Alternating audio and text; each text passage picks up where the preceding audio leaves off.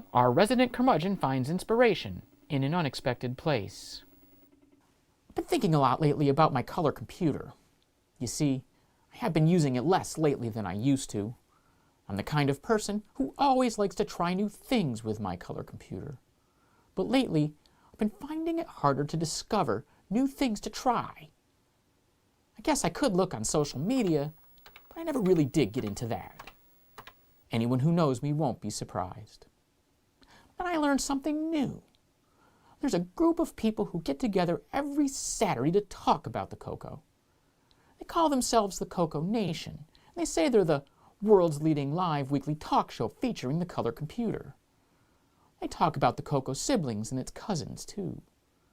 They even talk about its red-headed stepchild. I've heard they've got some nitwit doing commercials for them. He pretends he's Sally Struthers. The CoCoNation live show has changed my relationship with my color computer. I find that I'm using it a lot more again. I really like the CoCoNation live show, and I think you will, too.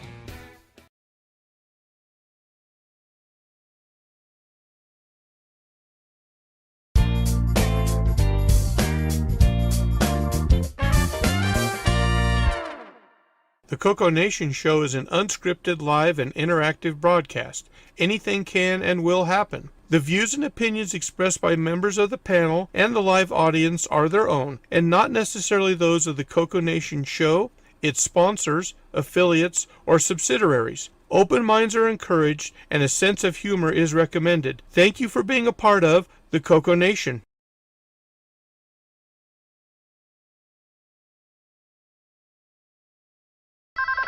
Radio Shack? Okay. What? The 80s called.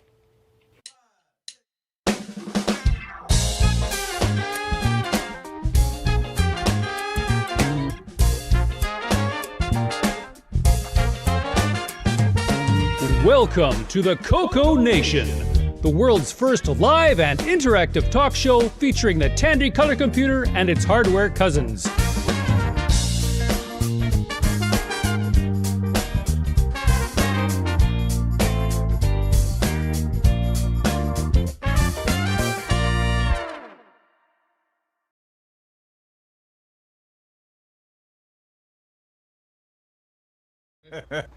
Oh, hey, we're on. Are we? Yep. Conversations in the background. Ran out of time. Hey, I see us. All right. Welcome to the CoCoNation Show, episode 470. Woo! Yay! Made it through another week. Woo! All right. On the panel today, Mark, you got a lot of background. Yeah, sorry. I'm still working on the. Oh, okay. settings. On the panel today, we start off with Rick Hewlett. Howdy, folks. And where is this button? There he is. All right. Second up is yours truly, the button pusher. Then Marco. Hey there. Sorry for the background noise. Working on it. And next row, special guest appearance from old Curtis Boyle. Yeah, I didn't think I was going to be on this week, but Judy ended up being on call all weekend, so I won't be on for the next 2 weeks, because I got the wedding next weekend and then the honeymoon after that. So Oh, that life stuff. That's Yeah. not an excuse. Excuses. Wait, and I'll be up in the mountains and for stuff, both so I of imagine those? the cell signal's not going to be very good for transmitting. Yeah, you have to go pick up your most messages at the trading post. Yeah, yeah. Can't hold my messages with the third horse. Next up in the center square, we got Ron Deluxe. Hey, one of the few times I didn't make it was last week because we had someone at the dog park died. You know, our dog park is kind of knitted people, Close-knit. and it was right at when our show was, and so I sacrificed. All right. But I'm here That's fine. today. Welcome, everybody. We're Right. sorry. Next over, Bob Emery. Howdy, folks. Welcome to the show. On the next row, we My got mic working? Alan. Yes, it is. Howdy, everyone. Glad y'all can make it today. Stay inside where it's nice and cool and keep your cocoa running instead.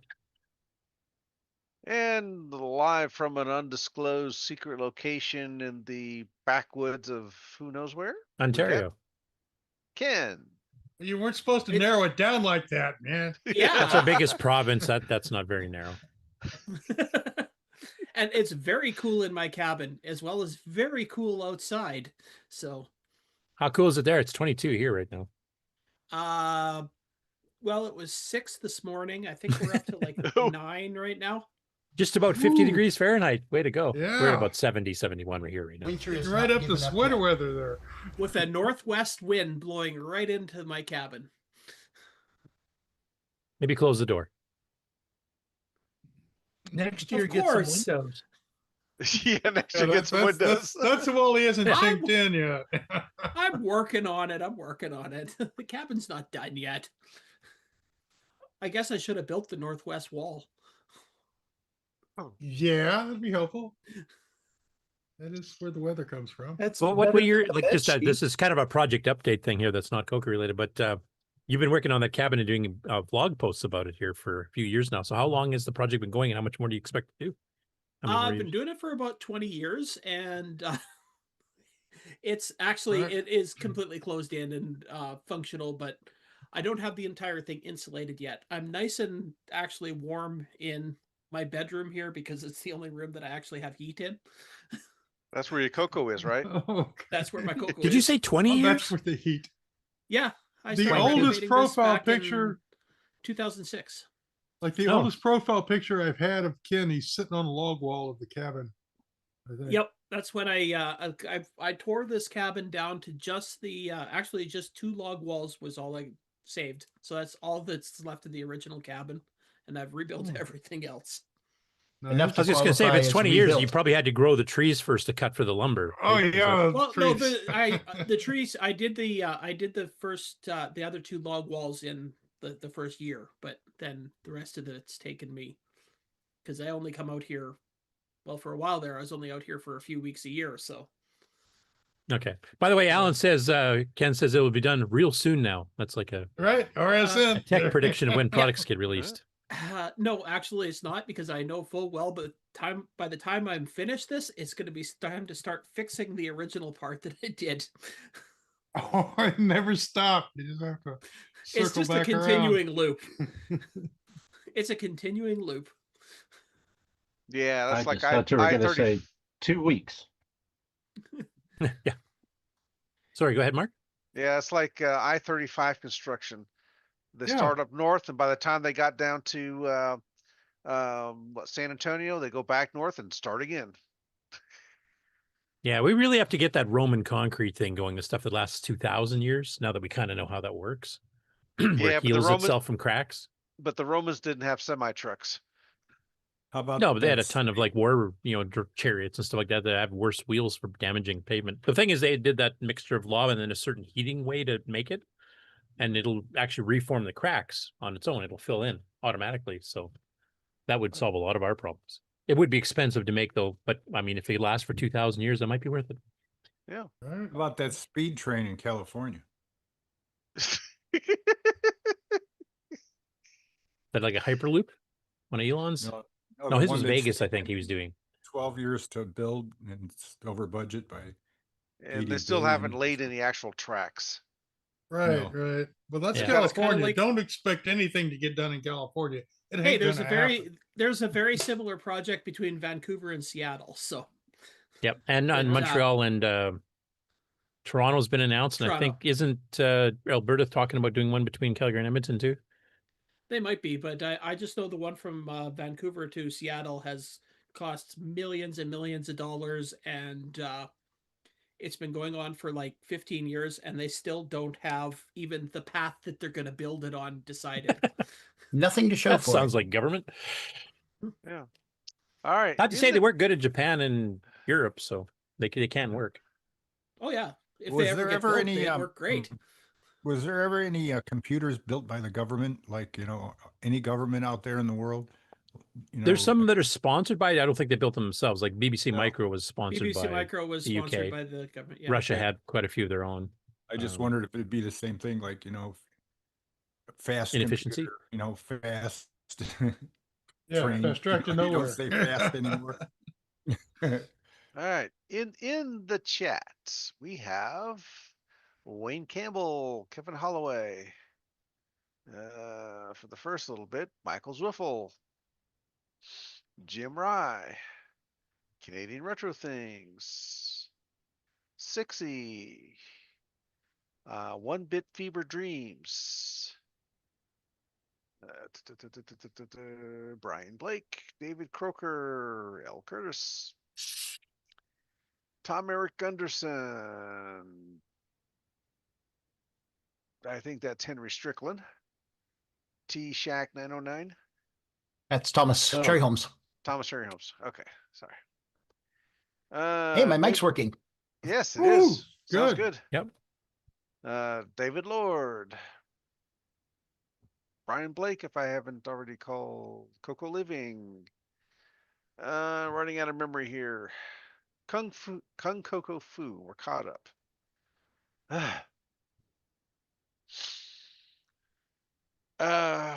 Okay, so we don't have any project updates today, so jump into game on results. Okay. All right. One of these buttons, where is it? There You we go. caught Ken off guard. Mm-hmm. We're trying to get him in before they know where he's at. Yeah, we're slowly tracking his location. Tracing.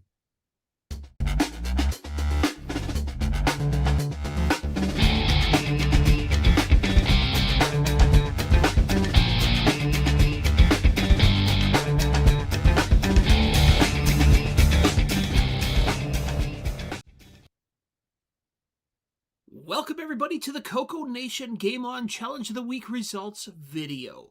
This week we played a game by Jim Gary that's only 10 lines long for the MC10, and that was Artimaze. We had a total of 7 players. We had Sloopy Malibu with 87. Tied for 5th, we had Dr. Ted and Jim Rye with 96. Shenley, 106. Doug Venner, 108. Retro Rick, 119.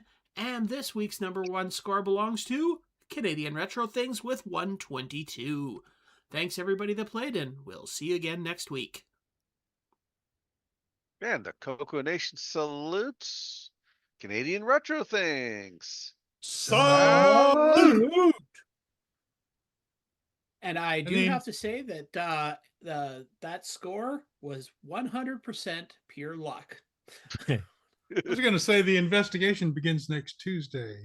Having a Well, that game, I did it. It's another one I did live on the show, so there is proof that I did it. Now, was this only available on the MC10, or was there? I thought somebody had converted to the Coco during the week. People were trying to convert it to the Coco. We were actually having that discussion about how to do it because no one actually did it. It uses the pre-programmed semi-graphics characters for the semi-graphics. So you'd have to figure out the equivalent character strings and build it. Wouldn't be able to do it in 10 lines. Yeah, you wouldn't be able to do it. That's basically what we discussed, is that you'd have to convert all that over to the character strings and then yeah, other than that, it should be pretty standard, but yeah, that would have to be converted. And then we got into a big discussion about how that makes the MC10 so much superior to the Coco, because that's just nice to have those pre-made keys like that. Well, except you have keys that are kind of hard to hit. And then we got into the discussion of all the other computers that had those. Yeah. And why didn't the Coco? The Coco and the Apple. Well, the Apple didn't have any special characters like that. They just had the low graphics mode, the 40 by 24, 16 color mode, which is just straight blocks. Those are just there's only a handful of computers that didn't have keys that were bound to low graphics images. Yeah. So the Apple used some ROM that was used on a lot of electronic teletypes, and so you know, Steve Jobs or Steve Wozniak borrowed wherever he could. It's like, heck, there's a video circuit, there's some ROMs, it's done. So yeah, no customization. You get what you get, and the original one didn't have lowercase. I mean, honestly, I think part of the reason they didn't do any tremendous support for it in the low res is because they really wanted to sell you an extended basic upgrade. And you could run all the high res graphics with lines and circles and paint, which at the time was much more advanced than any other 8-bit micro had, I think. True. No, I mean, it's understandable. It's just it's interesting how it's one of the ones that didn't do that. Yeah, especially considering the VDG is actually much older than the Coco. That came out in 78, I think, maybe even 77. This was used in some other computers and game consoles before the Coco. But all in all, this is quite an interesting little game. Certainly 100% reliant on luck for it, because, one game you can just fly through a maze, and the next one you get stuck in a little circle for like 4 passes of the changes. So yeah, and you have a time limit too, right? Yeah. Yeah, so yeah, you're screwed if you get bad random numbers. Score. Your score is how much time is left when you complete the maze 3 times. So yeah. And yeah, I suppose you could seed the random number generator so that you can make sure you get a good set of rows randomizations in a row. You could. We were discussing ways to make another version of this game, going outside the 10 line thing, and make it actually so that there's always some sort of a route you can take to get out of the maze, so that you're never trapped for an indefinite amount of time. Yeah, or change the scoring so that it handles the fact that it might take you a long time depending on. I know there was like one game where I was playing where I was on my 3rd pass. I had almost 100 seconds or 100 ticks of the clock. It's not seconds because it's slower. But I had about 100 ticks of the clock left, and I was 1 dot away from the exit, and I sat there and ran out of time. Because it just never opened up for me. So in that way, that the game can be very frustrating, but otherwise it's quite a interesting use of one of those random maze generation programs.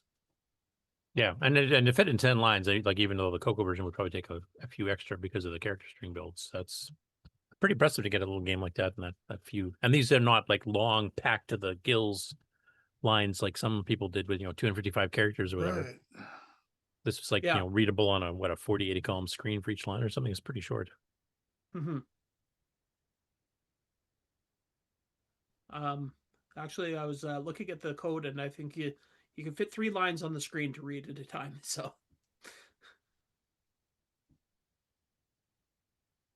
yeah. So, I don't know what else there is to say about the game. There's really no strategy other than, yeah. Alan has a few suggestions for game improvements in the chat. 1, 2-player co-op mode. 2, being chased and killed by a monster dot that's also going through the maze. And another one explosive to break the wall. Yeah. There you go. So I think he's volunteering to add that. That's what I'm kind of. Okay, well, we'll be looking forward to that game in the next couple of weeks. Put it on the challenge a couple weeks down. Yeah. Well, extra challenge right in basic 9, so it runs a lot faster. Shall we pencil that in for the first week of July? Will it be done yet? That's up to Alan. August, give him some time. What, I'll is be he just building starting my honeymoon cabin? then, so He doesn't need that much time. I notice he's staying silent here on the stream. So because I'm no Jim Gary, I don't finish the whole game before the end of the show.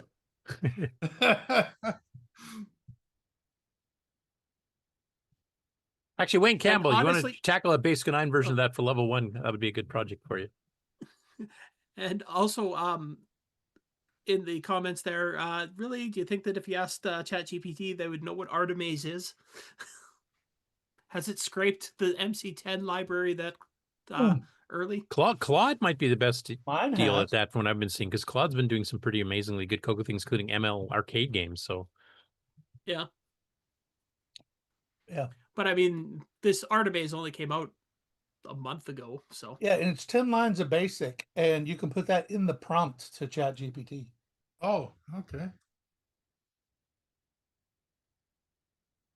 I don't know. I can't say that I've really used any of the large AI language engines? models, Yeah. and really much at all.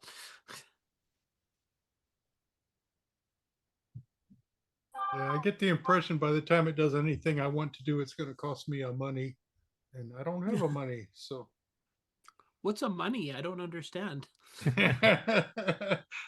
exactly. If you got to count it.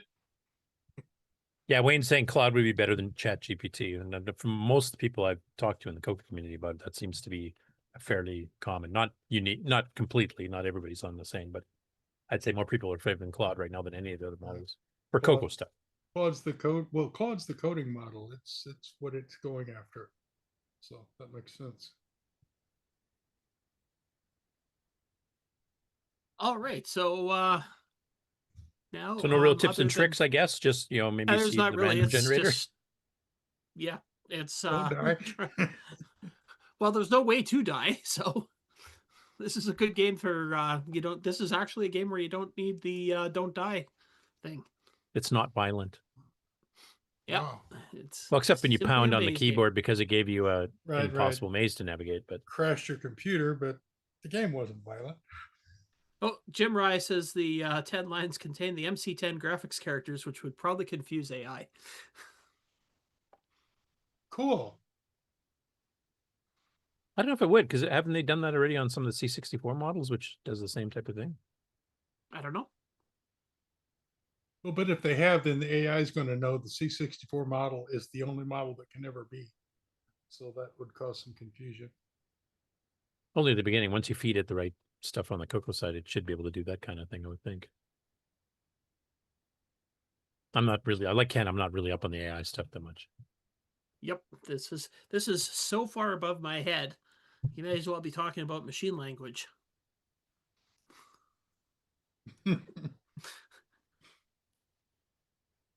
Anyway, yeah, if anybody wants to tackle converting it over to the Coco, just so there's a Coco version of it, and then doing some suggestions of improvements. Alan had a few pretty good ones there, and some other people mentioned some others too. So, well, my first thought looking at this is you could make it a complete adventure game. Yeah, the magically shifting walls controlled by some wizard.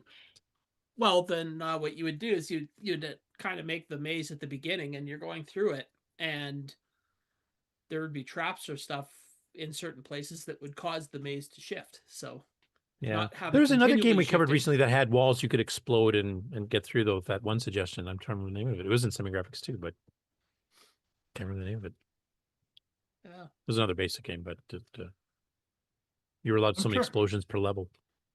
I'm trying to figure out a mechanic where you could run backwards through the maze to take an alternate route, but only until it had rolled so far.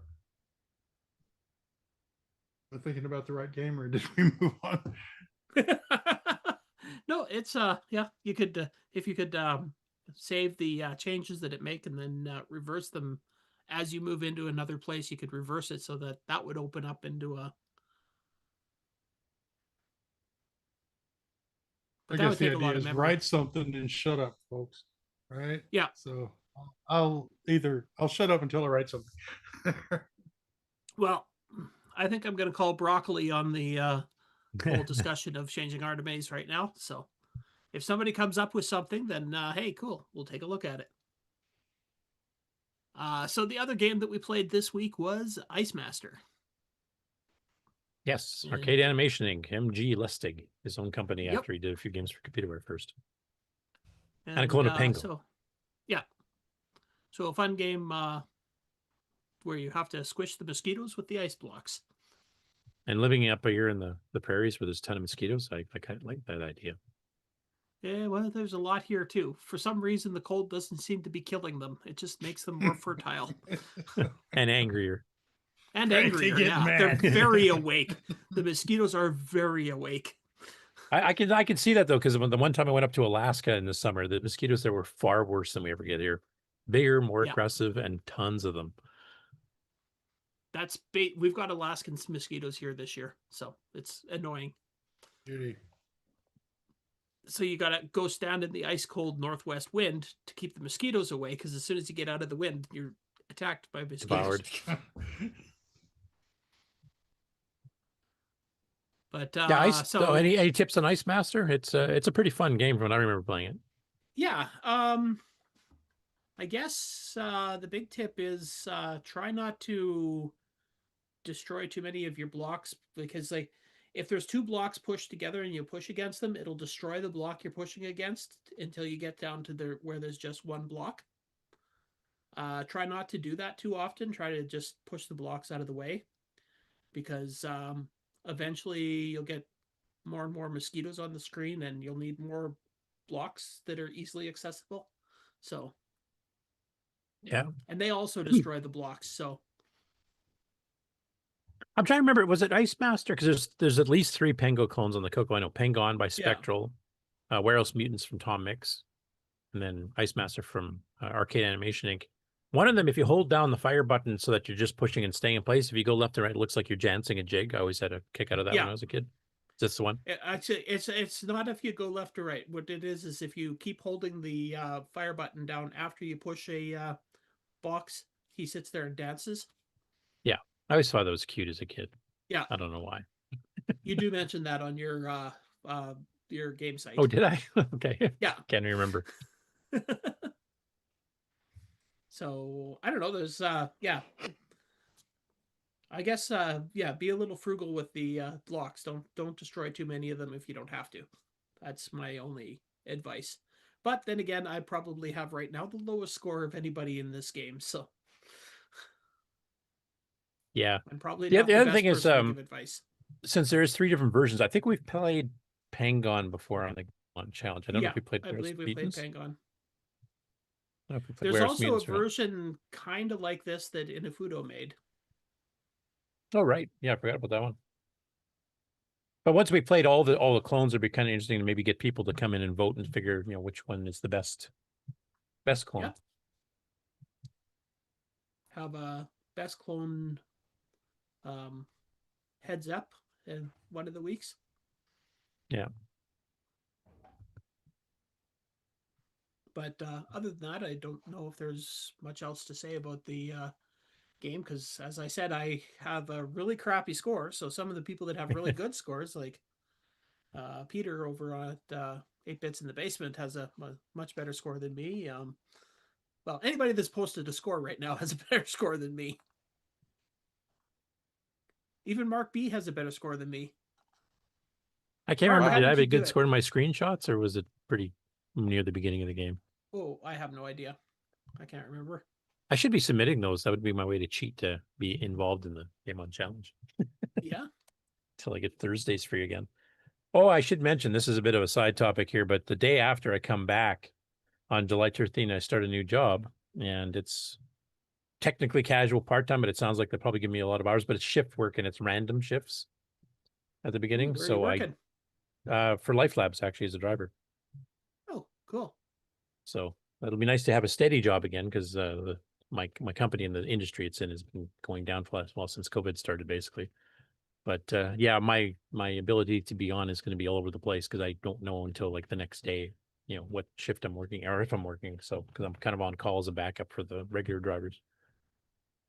We're all So kind I of would like stumbling. to. Oh, I was going to say we're all kind of stumbling forward into that. So yeah, yep, that's me too. Like when I'm back home, I it's don't feast know or from famine. 1 week to the next. Don't know from 1 week to the next whether I'm going to be able to be on the show or not from work. So, but I'd like to say that I actually officially have a better score than Curtis has on his website. Oh, there you go. Your score on the website is 25. Okay, from the beginning of the game, then obviously. Yep.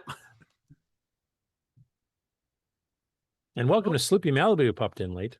Yay, perfect. Just in time to talk about the live game on challenge that we're about to show. If he's here. Oh, I came too early. yeah, you forgot to hide the hide me button.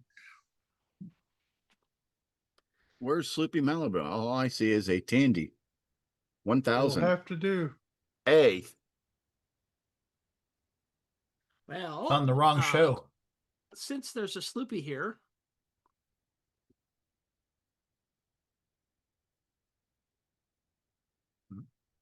Oh, crap. Go away. There we go. Hey, it's the... Why do they always put the stupid little draw symbol right over top of where I have to hit play on the videos? To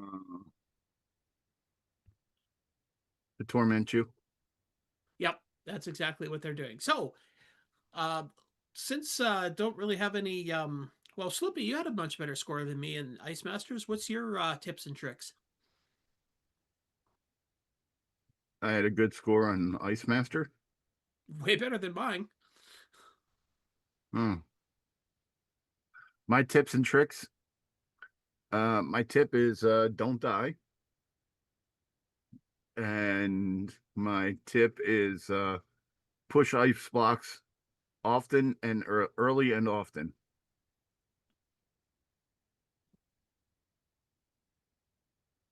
Okay.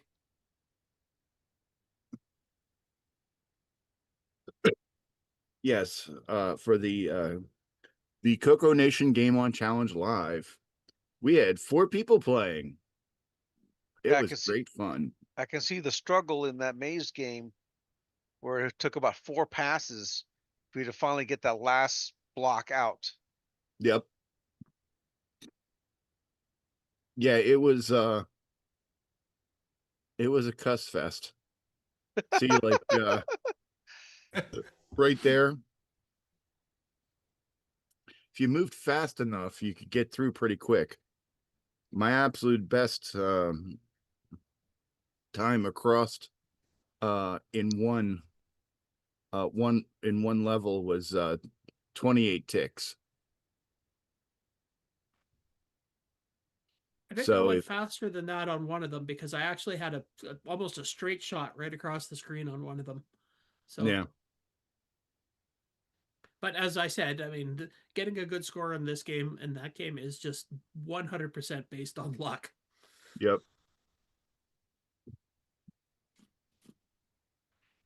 I think a little bit more open maze and have it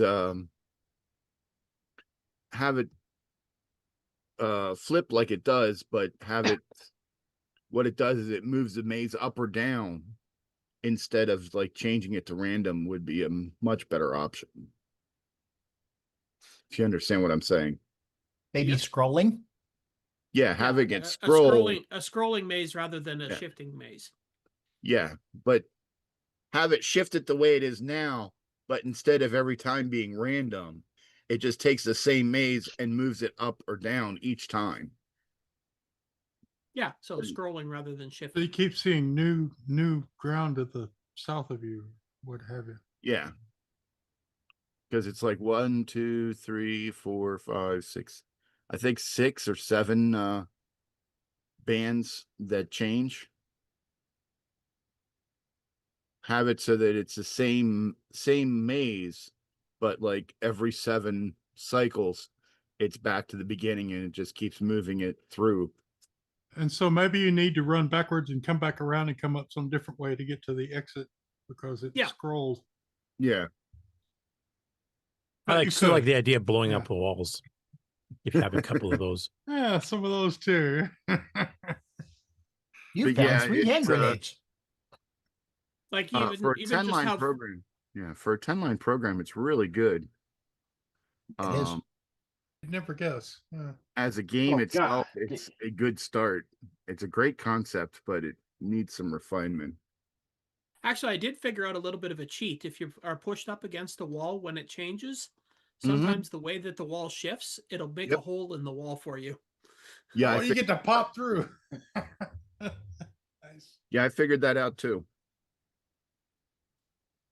I was going to tell you Thursday, but your score was too high. Now you guys are playing IceMaster on medium, is that right? Yes. What's the main difference between the skill levels? Is it just speed or is it more mosquitoes or? It's more mosquitoes. Excuse me. I think you start with 3 on medium. You only start with 2 on easy.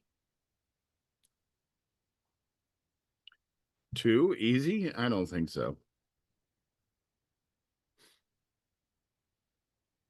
There's only 2 mosquitoes on easy. Yeah, the thing is that it seems that the less mosquitoes on the screen, the faster it goes, which makes it much harder. I also noticed that the mosquitoes are much more chaotic the faster they go.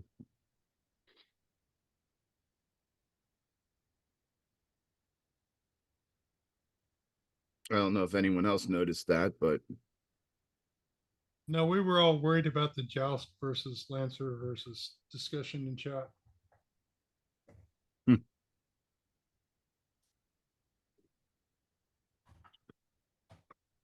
Yeah, I don't know if there's anything else to say. I mean, I don't believe IceMaster is a full Pango clone because it's missing that little bonus ice thing, isn't it? I think so, yeah. So it's kind of a simplified version.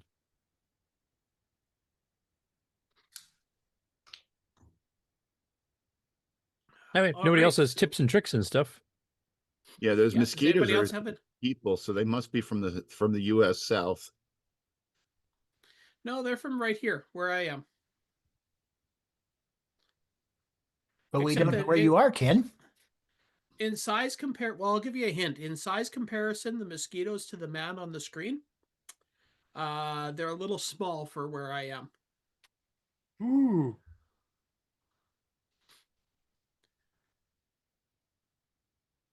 There's a very famous statue just down the road from me that a lot of people have taken pictures of a mosquito carrying a man away.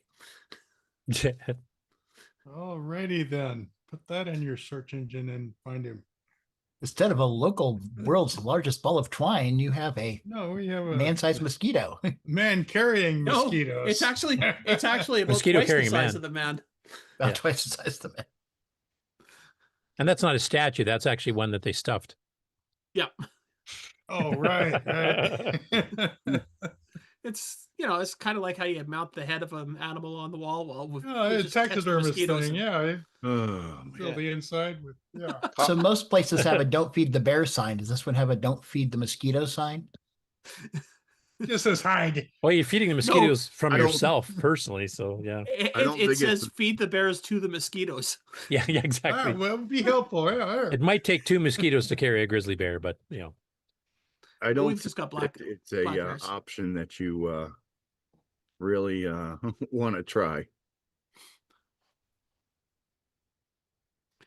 Anyway, so Sloopy, if people wanted to join us on the live game on challenge, when and where would they do that? And how would they do that? And why would they do that?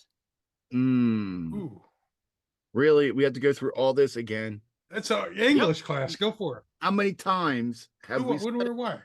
At least once a week, Sloopy. At least once a week. and yet people are still not showing up? You aren't convincing enough. I got a note from my All wife right. this time. They're all in the chat. Actually, we did have a good chat this one. We were having some conversations with the chat. Yeah. So, for those that don't know, how many people are on this planet? 8 billion or so. Yeah. We're all outnumbered 8 by a billion bit. minus 4 on the planet that don't know. Thursdays, 8 p.m. Eastern, 5 p.m. Pacific. Consult your local time charts and celestial bodies for your local time. The Coco Discord in the Game On Challenge Live VC. It's real simple. You just go in there, you click on it, and you're in there. You don't even need to have real hardware. You can play on an emulator. If you don't want to install an emulator, you can even play in a web browser. If you don't have a web browser, then you can play on your real hardware and just have your webcam or cell phone pointed at the screen. Just come, please, join us and play. No, we're not desperate. We're just looking for new friends. So join us Thursday, 8 p.m. Eastern, 5 p.m. Pacific, and on the Coco Discord, and have fun on your Coco. That's the number one rule of the live game on challenge is you have to have fun. If you're not going to have fun, we don't want you there. That's why we don't invite Nick. Whoa, wait a minute here. Yes, we want you there because we're going to make you have fun. You're having fun, damn it. The beatings will continue until morale and fun levels increase. Exactly. If you're not going to have fun, then you're going to be introduced to Vinny until you have fun. You're gonna have fun even if it's fatal. If you don't have fun, then you'll be sent to Mark B's house to handle the cats while he's pushing buttons. Oh, he's still moving and stuff. Yeah, so yeah, if you're not having fun, you'll be at Mark B's place cleaning up cat puke until Cleaning you up that decide cat. to have fun.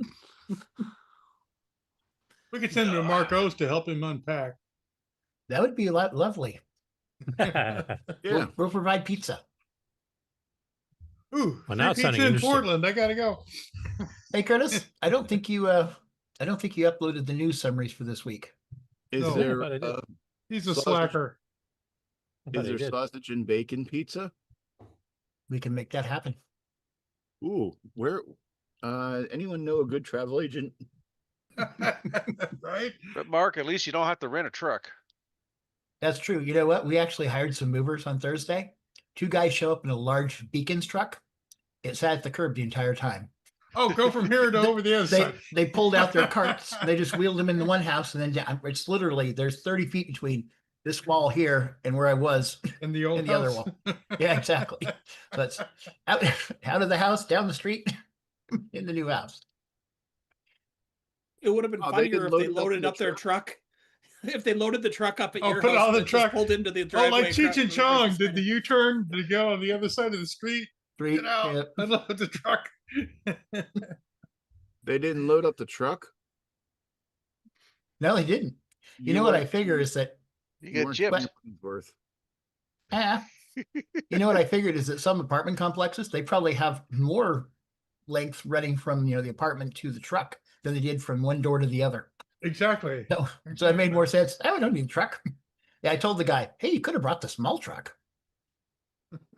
Or your car. He said, yeah. Yeah, just show up in a car. Yeah.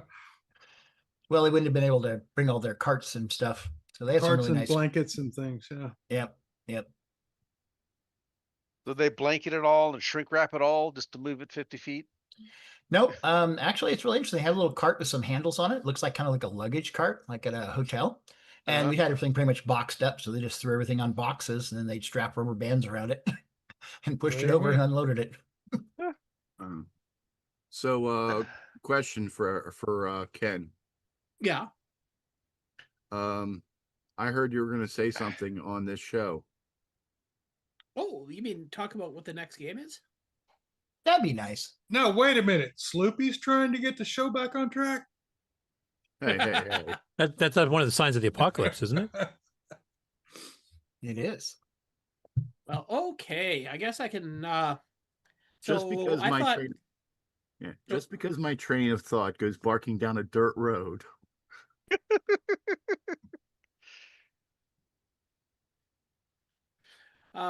So I made the decision of the game that we're going to play this week Uh-oh. based on the fact that I've been sitting in my cabin, freezing to death for the last week and a half. So I've had, you might call it, the cold on my mind. So I told you. Playing another Pengo clone?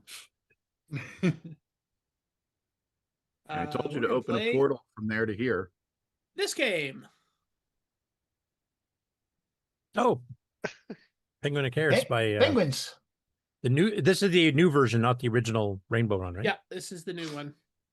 By Paul Thayer. Yep. Yeah. Awesome. So, itch.io? Yep. Yeah, I will post the itch.io in the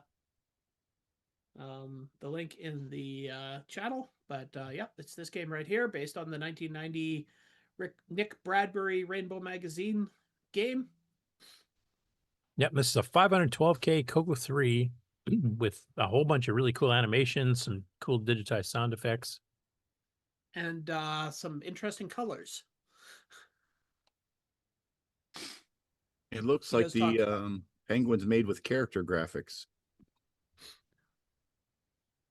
I think he just based that, like the original Coco 3, a basic version from Rainbow was basically just using lines and paint. So it's super kind of basic. blocky look. It was, Yeah, it it was almost programmed looks in like super it's, basic. Yeah, it almost looks like it's Petsky graphics. All right, with a little paint fill going on. Yeah. But this one's all in assembly, so it actually plays pretty good. And it's got some pretty cool snowing effects and stuff while you're playing. Multiple levels. It's a platformer, basically. Yeah. Yeah. And just in case anybody cares, this is the download page on itch.io. So as you can see, it shows some of the screens. Now, does he have the video link? He had a demo video to kind of show what it was like. I don't know if he put that in his itch.io, though. I don't think so. There's the manual. So he's even included a manual for it for anybody that actually wants to read it. Then we can learn how to play. I know a guy. But now, one of the things about it is I don't believe there's any score in it. So I think this is going to be just a participation game. Isn't that score in the top middle? Or is that a timer? Timer. That's a timer. Okay. No So score. just take pictures of the screens that you're on, I guess. The only thing is, like on the first level, there's little fish that pop up. Those are to increase your time. I think they pop up on the second screen too. I've never made it to the third screen, so I don't know. Why is there no score? I don't know. Yeah, that's odd. Maybe there is a score and I just keep missing it. Or maybe you're so tired of compiling scores that you've That's it. I've started blocking scores out. Well, if you happen to find a score in this game, post it. Yeah. It would make Be my playing job adventure easier. games next. I've thought about it. I've tried adventure games in the past, and nobody seemed to. Yeah, they don't work well for a game on challenge, unfortunately. Which is too bad, Yeah, because as those are I my favorite imagine it, games. Yeah. Yeah, Sands of Egypt, Dallas Quest, they're pretty awesome. Yeah, we have some excellent adventure games. It just for as far as a game on challenge go, because basically there's a perfect score you can get if you solve it or you find an online, you know, run through that everybody gets the same score. It's like having AI play your game for you. I guess one thing you could do is you could have a group solve. You could have somebody who's like hosting the game on a live stream, and then have people give suggestions, try this, try that, and not cheat and look at the walkthroughs if there are any. Do we need to make a Coco escape room? We have one already. Paul Thayer, who did maybe Penguin Icarus, made one. Was it called Get Off My Lawn? Or no, that's so we need one. Get me out of here. For Fujinet. All right. I like your idea though. Fujinet escape room. Yeah, that'd be a cool one to play against other platforms. Wayne Campbell comments, the object of the game is to find the hidden score. There you go. I like your idea. We all play an adventure game together, and whoever figures out the solution moves everybody forward, and we might get through the game in an evening. Yeah, it's a kind of a groupthink experiment there to see who can figure it out. Right, 5 guys try, 1 guy makes it. Okay, well, all 5 of us go on to the next puzzle. As long as it has save states, because some of those adventure games will take you more than one day stream, I'm pretty sure. Oh, right. All right. So yeah, that's the game for the next 2 weeks. So cool. That's a good one actually. It's pretty hard. I was having trouble like when I. It's very hard. I was actually play testing it for Paul for quite a while. So. Yeah, and I did a little bit of play testing before we played the video, which he must have put it on Discord directly or something. Maybe that's where I saw it. It's pretty difficult, but the biggest thing to remember, especially on the first screen when the blocks are falling at you, you can change direction in the air. Yeah. And some of those bigger jumps, you have to run a little bit off the ledge and then jump. That was what was killing me. Yeah. You have to, it's pixel perfect jumping, but the big thing is changing direction in the air, because sometimes you start jumping and just as a block starts falling, and you're basically screwed unless you change direction in the air and go back to the platform you were on. Yeah. Okay. Pixel perfect, huh? The European audiences demand it. So perfect. Okay. Well, Paul's like younger than most of us too, so he has better reflexes. Damn kids. It's a good game though. And even the original basic one, I mean, it was a bit slower, obviously, but it was still a fun little game on there. I remember playing that from the Rainbow on disc at the time. Yeah.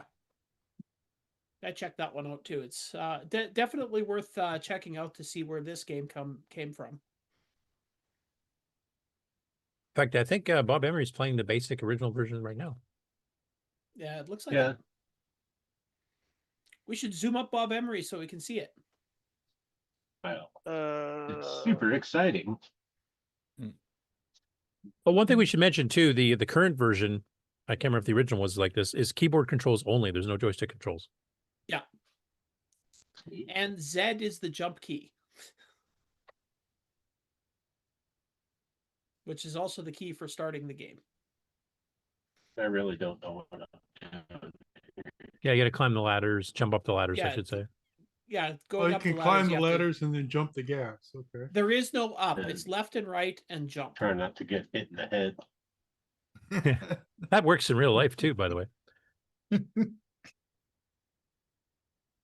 There you go. There you don't. No, jump sooner. It's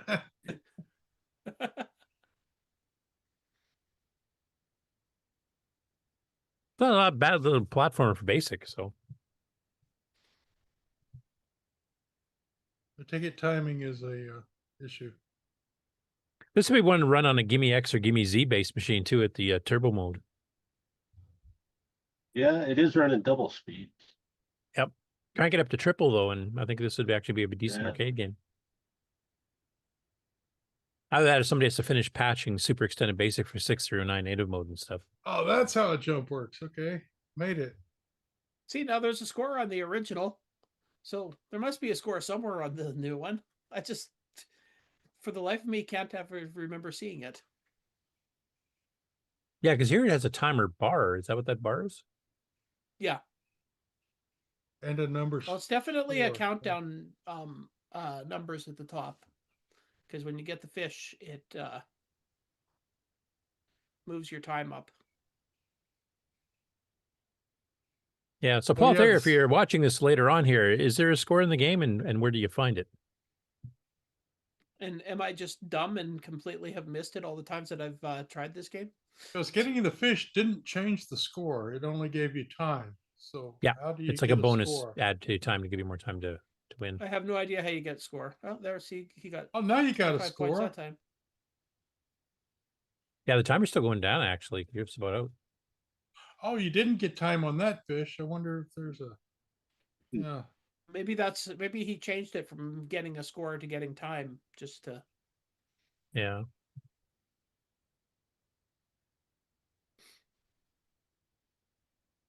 Interesting.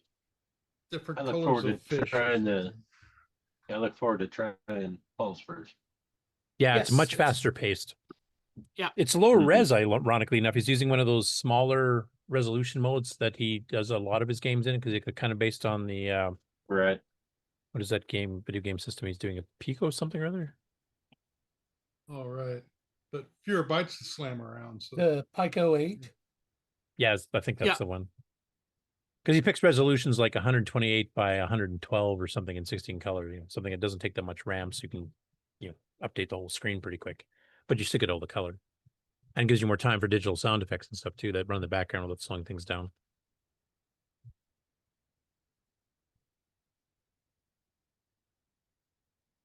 All right. Well, I have nothing else to say, so Yeah, I wish I could find the video. I'll have to see if I can maybe hunt it down here. I can show it a little bit later in the show for what the current version looks like. or people could just download it and try playing it. Yeah, but some people don't do that unless they see the game in action, say, "Oh, yeah, that looks fun," or they go, "Nah, it's not my game." Well, then they don't know what they're missing. Exactly. That's why I want to tease them and show what it looks like. Well, according to the itch.io page, you can name your price. So if you want, you Oh can yeah, it's probably also get it it's for a name. free. It's a Yeah. name your own price, so you can get it for free. But I recommend at least throwing them a few bucks for the work that they put into this game. I usually send each of them, if it's free, I usually give them $5 to $10 just because, hey, thank you for making something new. Encourage them to keep doing it.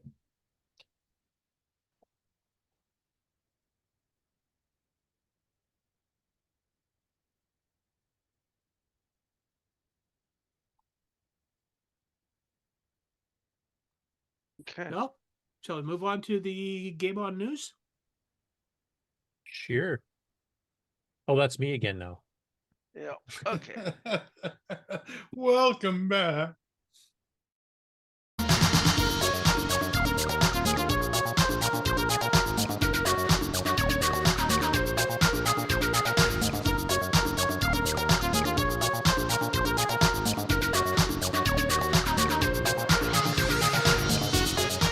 Do that too, I guess.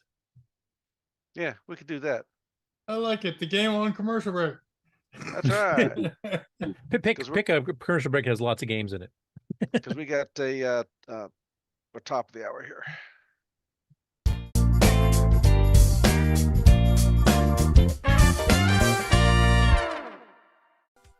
Hello, everyone. It's your good buddy, your good pal, Amigo, and joined by that dastardly The Brent from ARG Presents. You're watching CoCoNation. I feel like that should have been longer.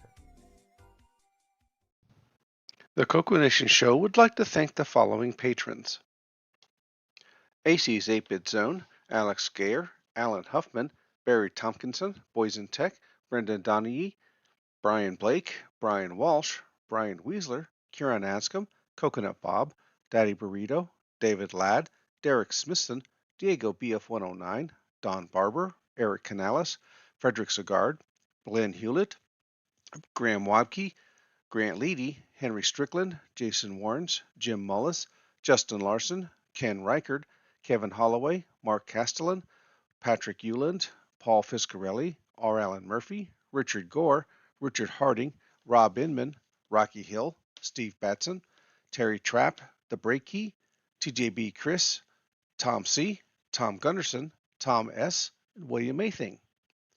Thank you so much, patrons. If you would like to support the CoCoNation show, sign up at the URL listed on the screen or in the show description.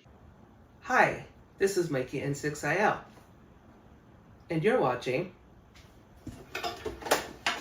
the CoCoNation, the nation's first live and interactive talk show featuring the Tandy color computer and its hardware cousins. Get ready for a new level of wizardly technology. Copico Centipede, coming soon to a theater near you.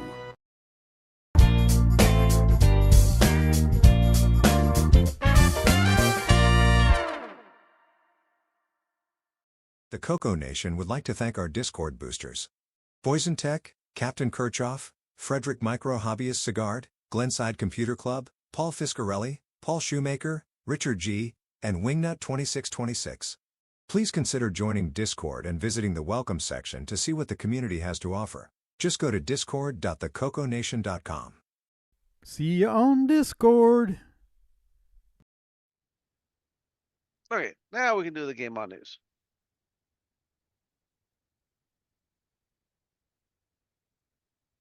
We don't have any audio from you. Oh, sorry, I'm muted. I was typing.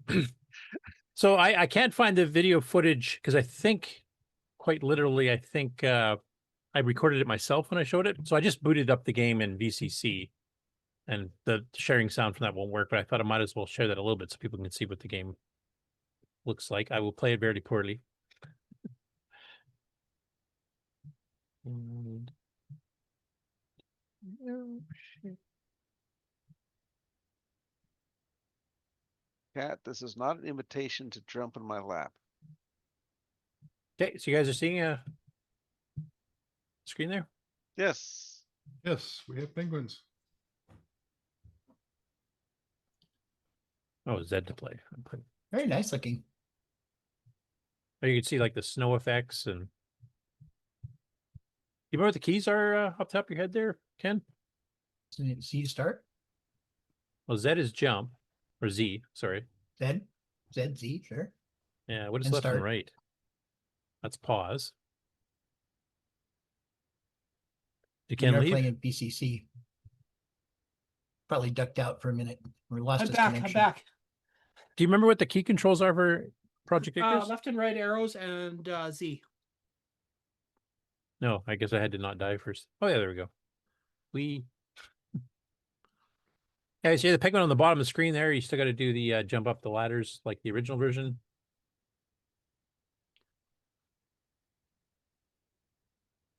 Yeah, the penguin with the igloo. So that's nice mixing metaphors. Yeah, I like the little animation he's got. That one thing that's spinning. I don't know exactly what it is.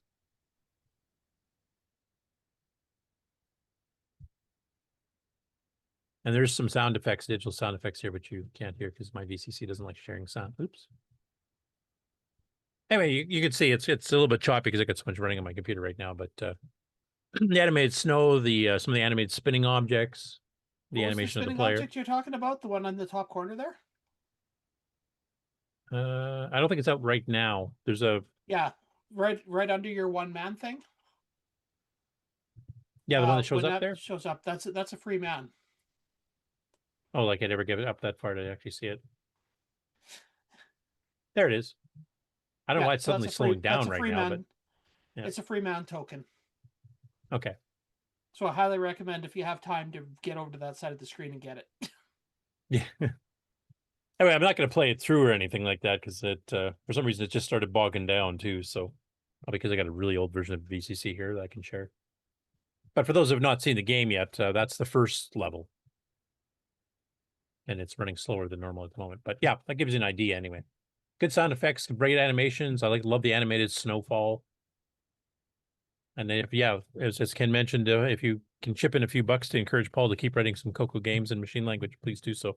He's got a couple other projects on the way too, so.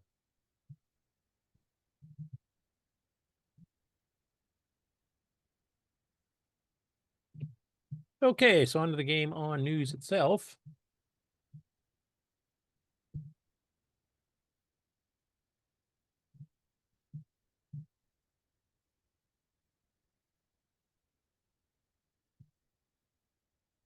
Okay, so first of all, is the triumphant return of Jim Gary. There was a little bit of a break he took there. So he's got a couple games that he put out this week for the MC10. The first one is called Space Alert, written by J.W. Myers in 1981. And this one was actually published originally for the Coco in Tier City Microcomputer News, February 1982 issue. And that is a magazine Tandy themselves put out that covered all the Tier Cities. And they usually gave you, I think, was it a 3 or 6 month free subscription when you bought a computer from them, no matter which one it was. And I did use that when I got my Coco. And then I actually paid for the subscription for a bit afterwards, usually about, I don't know, 30 to 40, 50 pages. And a mix of, upcoming hardware, software announcements, and some reviews of some of their own internal stuff, and then also some typing programs. And this is one of those. And so we converted it over to the MC10. Runs in 4K, so a stock MC10 or stock Alice will do that. As he points or talks about in the instructions and the description of the video here, he says an interesting reaction game where you must quickly ascertain if you are on the same horizontal or vertical line as another ship, up to 4, and launch your attack in the right direction. If you fail to launch an attack while an enemy is on the same line as yours, then you are destroyed. But if you launch an attack, even if you miss, their aim will be thrown off. However, you have a limited supply of missiles, 3 levels of difficulty.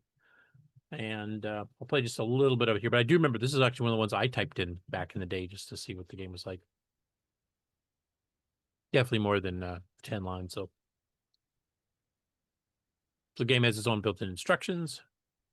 I can't remember if the original Coco version had used joystick or it was also keyboard.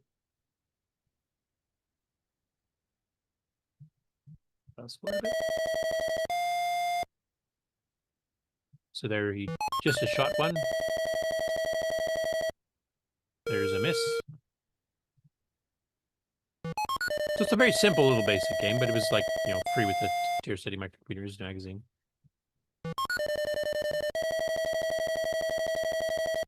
Anyway, you get the idea.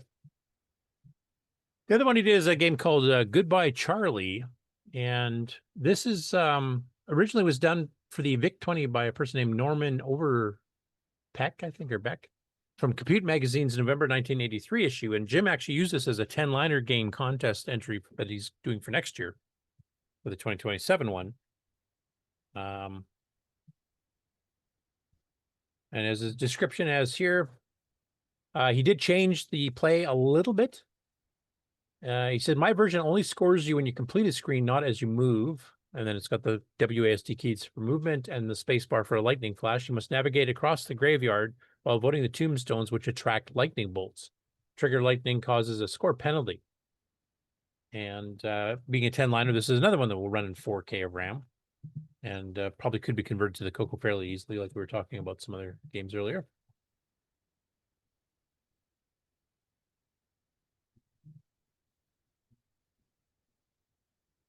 There's 4 different skill levels.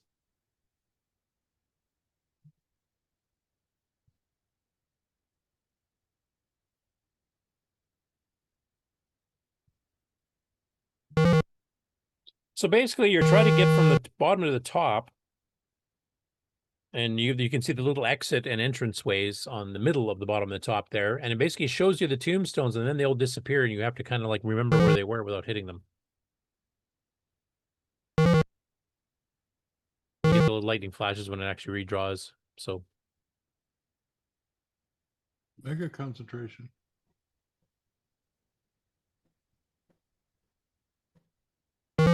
interesting concept, though, to be done, nice and simple. You just, flash on where the things are, and then they disappear for a few seconds. You have to kind of remember and try not to run into one.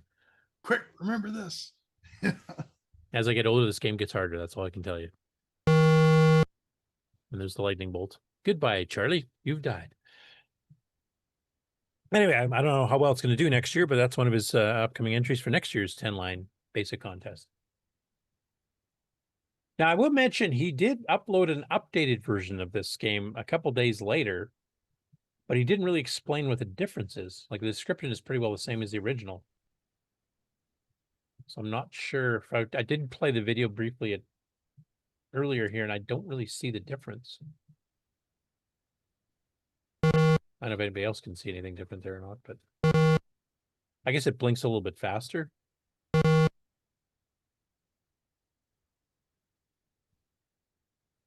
So maybe that's the difference, the lightning flashes, quote unquote. Anyway, there's another basic game you might want to use in the Game On Challenge.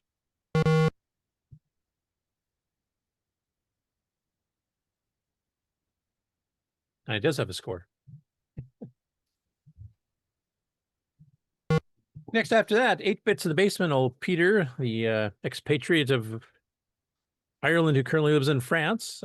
He had mentioned, I think, both when he's been on the show and I think in some of his other videos, that he picked up one of the ESP32 Cocos. And he's actually wired it all up and he's been testing it out here. Now, where he is, it's very hard. I mean, it's hard enough to get Coco 3s here in North America or Australia, where they were actually sold brand new. In the other parts of Europe, it's much harder because they never did sell it there.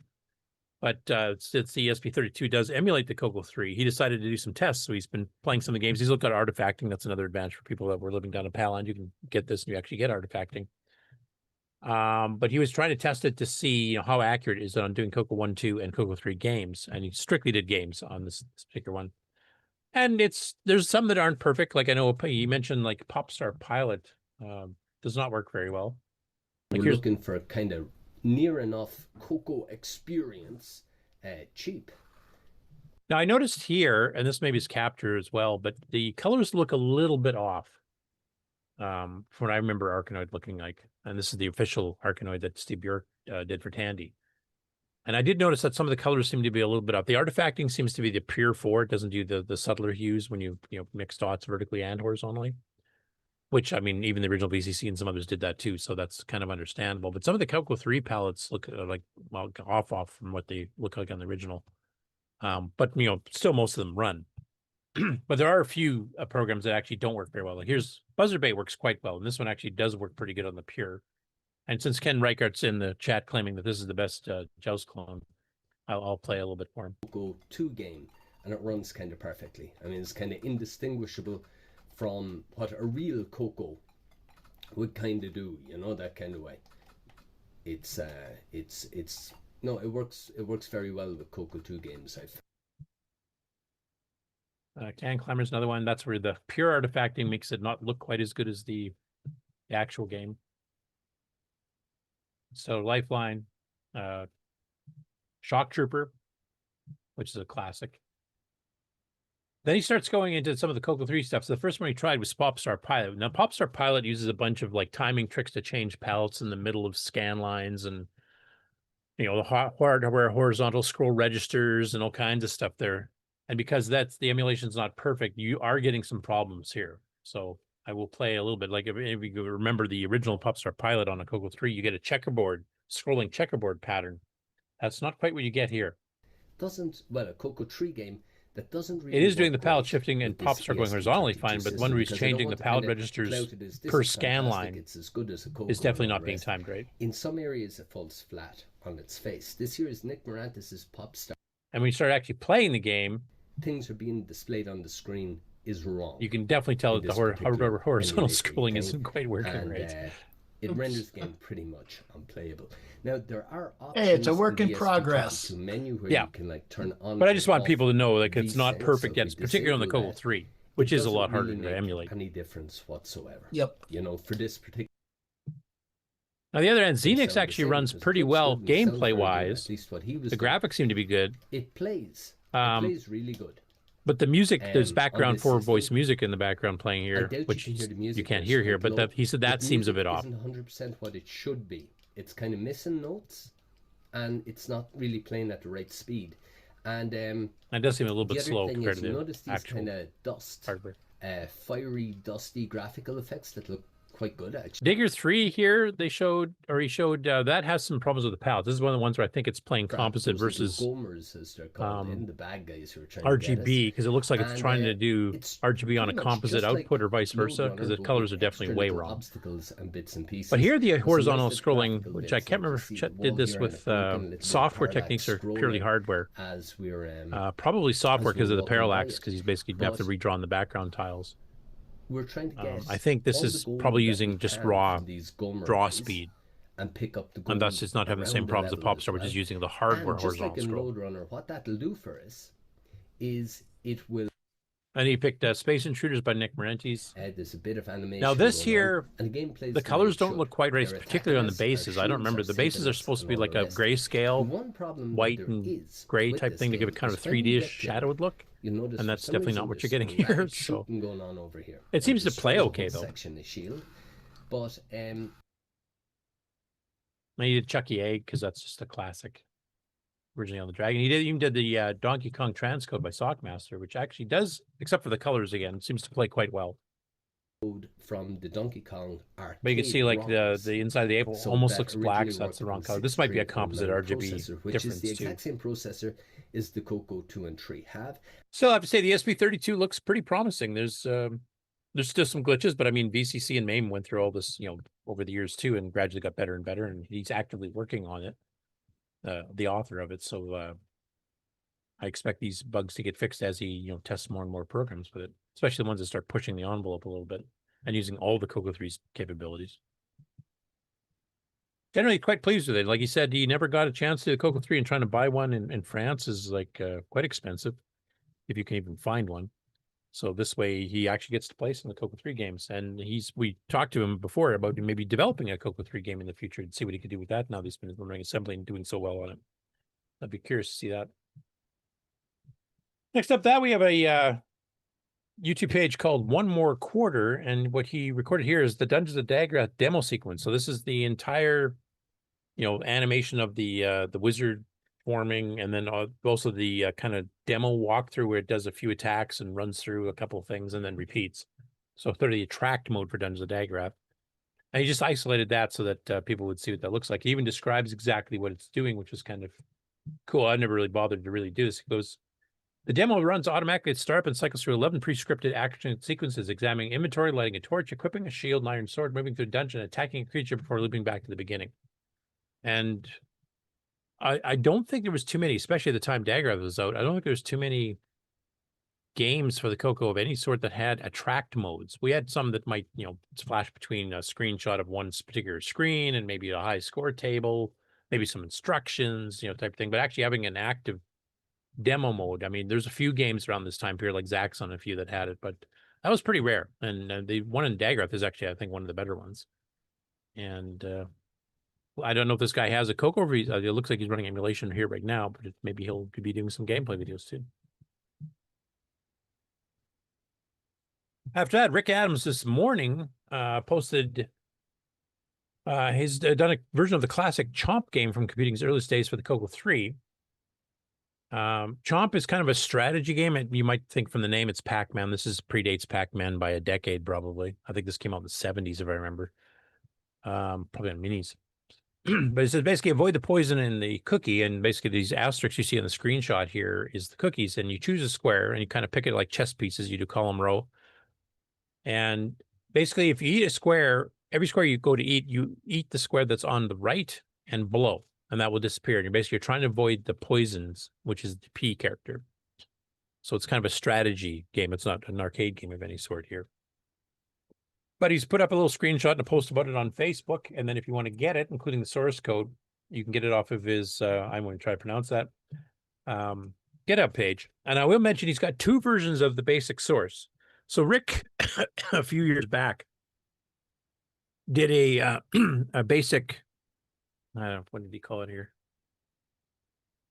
Is a preprocessor utility. So we could write more structured style basic on the Coco, and then he runs it through his utility, and that converts it to actual disk extended basic or super extended basic. And that's what he's done here. He's got the original source code he did in this more structured, almost looks like a Basic 9 style thing that he runs through his preprocessor, which converts it to the actual basic. You would run it on a real Coco.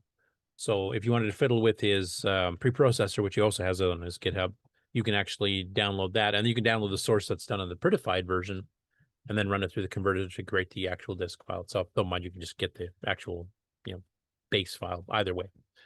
But if you guys want to fiddle with his preprocessor here, you can see some example code in the original version of this before it ran through the preprocessor, and both versions are available to get up.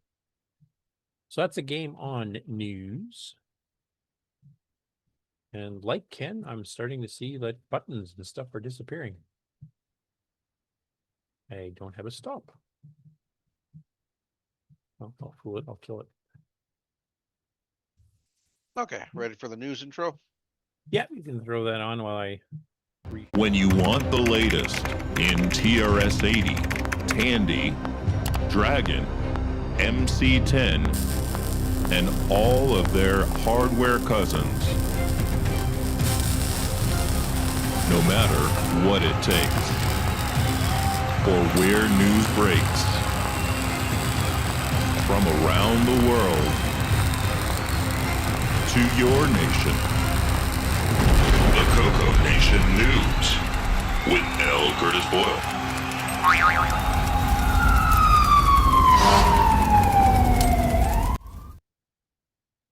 Okay, as we've been doing the last half a year or so, we cover the Dragon news first. We don't have to keep our Dragon friends in the UK and mainland Europe up too late on a Saturday. And the first one here is actually by Kieran Anscombe, 60. He's still 60 on the Dragon forums, which is where this article's from. He has changed his name in Discord and stuff now. 6809 or something. I can't remember what his handle is now. But anyway, he's the creator of the SAM x8 board. And this basically allows full double speed, RAM and ROM if you have static RAM, and some other enhancements to the SAM. And what he's been doing here is he's been a way to do an experimental physics build that one can try for the Dragon 64 with a SAM x8 and a Coco SDC physics image. And he's got the instructions here because it's basically kind of a work in progress, so he hasn't got it like pre-compiled and everything. But as you mentioned here, okay, it's somewhat delayed, but you can see now, or you can now, big asterisk, compile a Dragon 64 plus SAM x8 plus Coco SDC physics image in tree using the SAM X8 branch from this repo copy, and he gives you the link to it. He said the big asterisk here is that you need the absolute latest of the LW Tools Mercurial repository. So this is basically not the official released LW Tools by William Astle, but kind of the bleeding edge if you want to grab it. For it to work properly. So my bootloader uses phase-to-phase, and I wanted to make sure that people didn't need yet another assembler installed and a patch to fix fuse for those keyboards went just a few days ago. So you'll need that, grab that. So caveat there. And yeah, basically you can run physics that supports the SAM x8, which, like I said before, gives you full double speed amongst some other enhancements.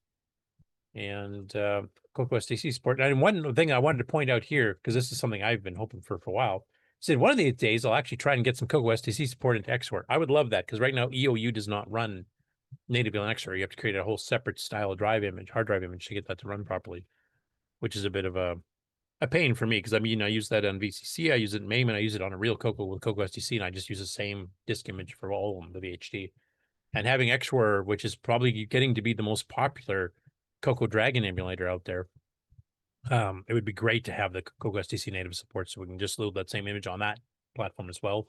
I'm hoping Tier City GP eventually will get to that point too. Once they start supporting the Coco 3 and hard drives on there. I think that they're supporting the Tandy hard drive controller already because they've been showing some demos on that. But hopefully it'll get up to the Coco 3 level there fairly soon too. All right, that's on the World of Dragon archive forums, and you can get the instructions on how to set that up. Next up, we have Julian Brown with a couple of updates. The first update here is talking about how he's going to implement sprites on his new board. That's kind of the advanced video board for his new Dragon, quote unquote. As he mentions here, he said another chunk of sprite puzzle is composed. This time a functional block that triggers the horizontal and vertical pixel count for a sprite along with an overall mask function that behaves like a mini viewport. The viewport can be anywhere on the screen, including in the border, and can flex in size according to the horizontal and vertical scaling up to 64 pixels on both axes, keeping in mind that pixel size for sprites is fixed to the highest resolution as it stands. And then the actual code for these blocks is remarkably small. I'm not aiming for super efficient, but things seem to be working out well in that respect. So that's one little update he gave. And then a little bit later, he has another question. I remember from, I think, last week or the 2 weeks ago show, he was asking about like what size tiles would people like to be supported. And he says, another open question on sprites. I keep telling myself to stop overthinking the problems, but in trying to be clever, I think I've just fallen afoul of overthinking. I know what that's like too. It's kind of like feature creep. I've designed a sprite collision mechanism to create a graph that it captures all collisions on a frame, provided each sprite has collisions enabled. And while this is fantastic for rapidly finding which sprites are involved, the problem is that it doesn't scale. Each collision needs 2 bits for each sprite, one for the point of capture and one for reporting.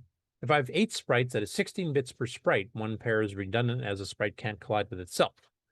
A total of 128 bits. If I double the number of sprites, that leaps to 512 bits, double it again, and that's 2048 bits.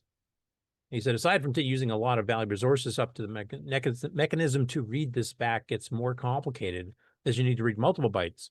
8 sprites needs a single byte read, 16 sprites needs 2. And he said, the issue is after some thinking, I don't need to work out which sprites are involved, only which groups of sprites. I have 4 collision groups, and I think this is actually the most important detail. And then it goes into a bit more, but he's asking some questions. So the question is the process of just reporting groups enough? How many groups is necessary, useful, aspirational?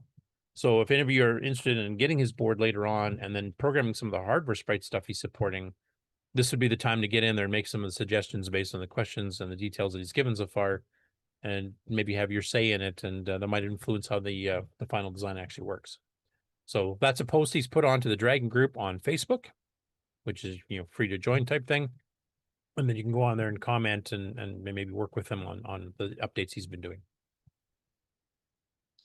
After that, we have another dear Old Blighty channel on YouTube, which says 21 British gadgets from the 1980s that sound fake but were totally real, which I thought was a pretty cool thing. This covers all kinds of technology stuff. That isn't just computers. It's not WeFax, but let's go for it. WeFax. One of the 21 gadgets they picked happens to be the Dragon 32. So I'll play a little bit of the clip there. It's actually got some interesting hardware here too, elsewhere, like, different types of telephones and stuff too. So it's a bit wide ranging gamut of some retro stuff here. Just the volume a little bit here. Staying in Wales, the next gadget was built just down the road and it breathed fire. The Dragon 32 was a genuine point of national pride, manufactured by Dragon Data in Port Talbot, South Wales from 1982, powered by a Motorola 6809 processor that many considered more capable than the chips in its rivals.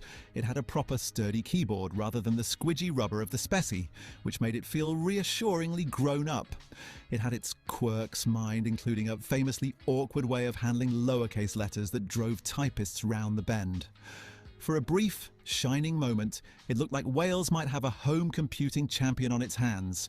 Sadly, the games library never quite kept pace with the competition, and Dragon Data folded by 1984, leaving behind one of the most fondly remembered machines that never quite made it. I do like the fact that he actually had, gleaned enough knowledge to know the 6809 was a very advanced processor for its time, because a lot of even the UK-based YouTube channels that talk about the Dragon don't seem to know what the real difference between a 6809 and a 6502 or a Z80 is, as far as what it's capable of doing. So that definitely struck me as a positive. And like I said, this is just covering like a whole bunch of, tech from all over the place. Like you can take a look at other computers and video game consoles, vehicles, telephones, like there's a whole bunch of different stuff. So it's actually just very interesting, like it's a historical note of some of the technology that was available in the 80s back in the UK. Yeah, definitely worth a complete listen. Sorry? I saw Sir Clive's infamous C5 his electro-powered tricycle thing. Yeah. That. Yeah. Take that into traffic, folks. See how that works. There's like this really weird looking phone here too that they went through. Like there's some interesting stuff in here. A lot of it is computer related. They also got like walkie talkies, or in this case, I guess it's a Motorola phone. That's a Motorola. Original block one, yeah. Yep. I had But one. yeah, there's a lot of cool, interesting stuff in that. So I would, if you're just interested in general retro tech, not necessarily just computers, though that's probably 80% of it. It's a good little video to watch. Links, of course, are in the show notes, which Mark, just to point out, I did actually drag it into the Discord window. I just never hit enter to actually send Didn't the click stupid the thing. button to make it go. That's why it wasn't there. It's there now. So you can follow along.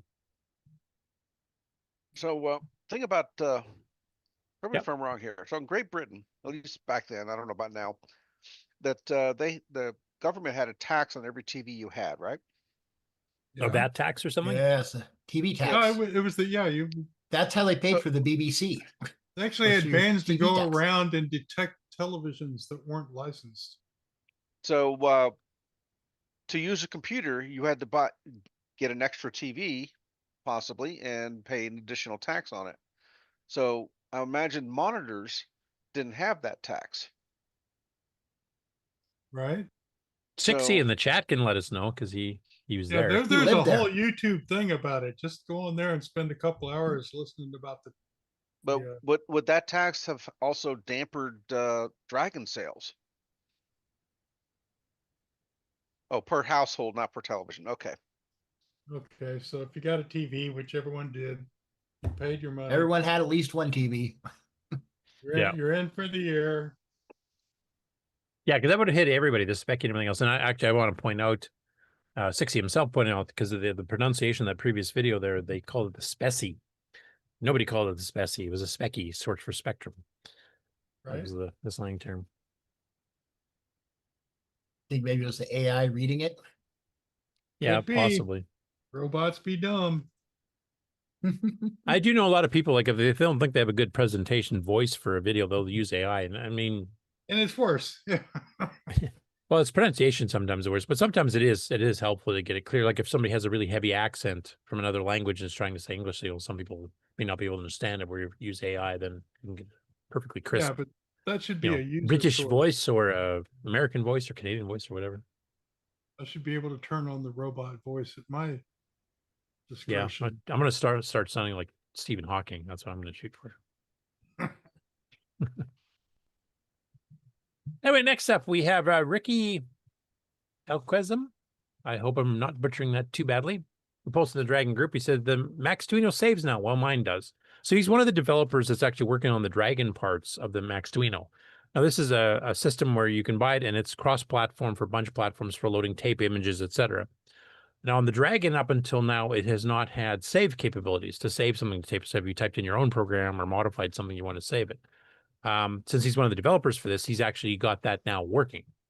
I'll play a little bit of the video clip here, and then I'll show you the page. Now, I should mention up front, this is actually still in beta. You can't just go get this.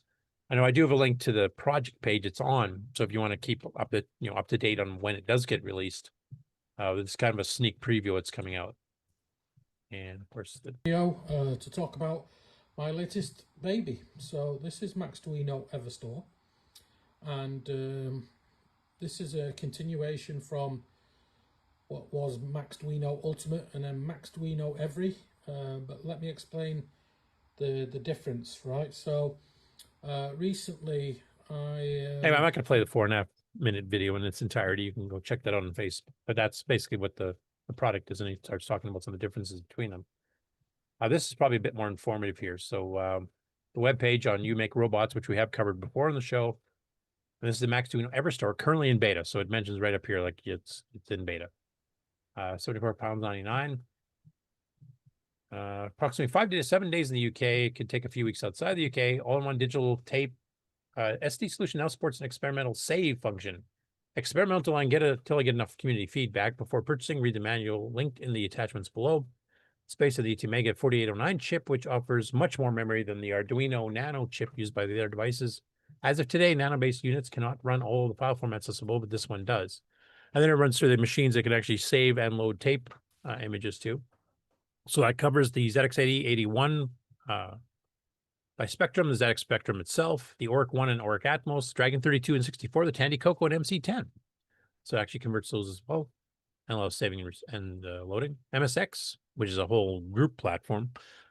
Acorn Electron, BBC Micro, Amstrad CPC, the Jupiter Ace, the OTL-A with super fast loaders, Mattel Aquarius, Sharp MZ or MZ, a Mamotech MTX, which is an experimental stage, and the TRC model 1, 2, 3, and 4, which is also in the experimental stage, and the Commodore C60 and C64. And basically just takes SD cards, but you can load and save cassette-based programs on it. So once it's out of beta and they got the the bugs in the couple that are kind of experimental and just making sure everything works, that'd be a nice solution, I think, especially for Dragon owners, because they tended to use cassettes a lot more than we did in North America. I think just mainly because disk drives were so freaking expensive down there at the time compared to what we got up here. So thanks for getting the saving and loading, and I'm hoping they get saved states and stuff too, so you can like save your game in progress type thing and save that on the card and load up where you left off. That'd be kind of cool. Next after that, the Laird's Lair. Now we covered a video that he did recently where he did 5 unreleased, American-based computers, which he kind of covered the Coco 4, though he's mixing it up with the Coco Deluxe on some of the video, and then he did one on the Dragon, which was covering like the Dragon Professional. On this new one he's released, it's called The Story 5 more unreleased British home computers, and he returns to the Dragon to talk about one. Now he's cheating here a little bit, because these are supposed to be from Britain. Now, the Dragon MSX, actually, I don't think that was even started. Now, 60 might be able to correct me. I don't believe that project was even started for design stages until Dragon got acquired by Eurohard in Spain. But it's a continuation of the Dragon line, so he's kind of including it here. But basically, it was to make a game console with keyboard, etc., based on the MSX spec that Microsoft and some other companies created. I think these are probably the most popular in Japan and maybe Europe a bit after that. I don't know how too many of the hit states, but it was basically a cross-platform standard graphics and sound etc. that you could write and it would work on all these different machines, either with no changes or very little changes. And I'll play a little bit of that here.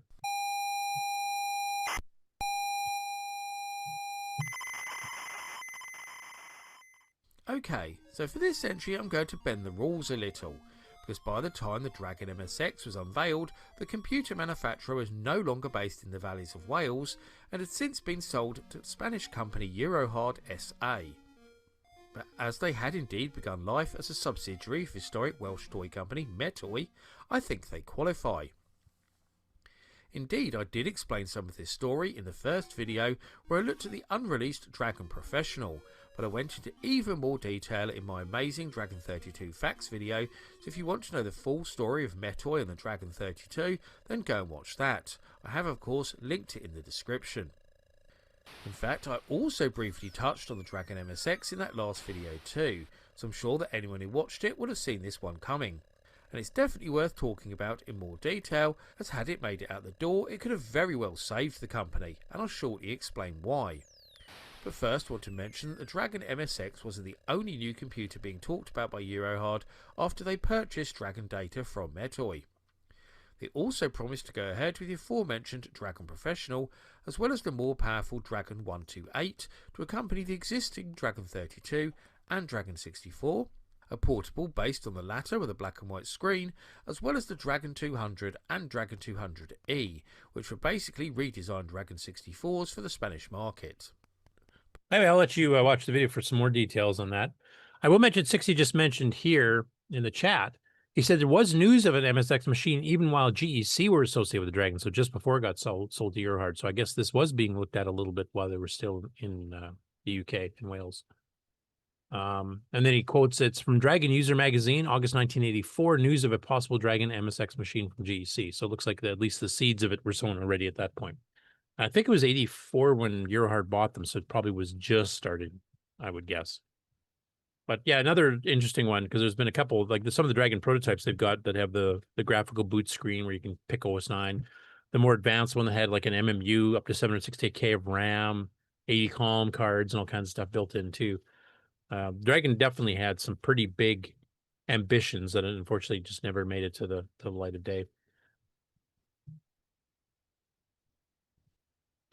Next up that, George Jansen, actually a bit of a surprise here, actually released a new video on his 609 assembly language programming series for the Coco 3, as well as disk images you can go download for the source code and the actual executables of some of the stuff he's demoing. And this is basically using his character generator with some changes to basically take certain graphical characters and then scale them and put them on to draw bigger characters based on the smaller characters put together, which is probably easier to show you than explain. I won't show you too much here with the explanation of how it works, but just to let him demo what the It actual looks thing like looks like. it either be a dot, a plus sign, a square, or a box. So it's some options there.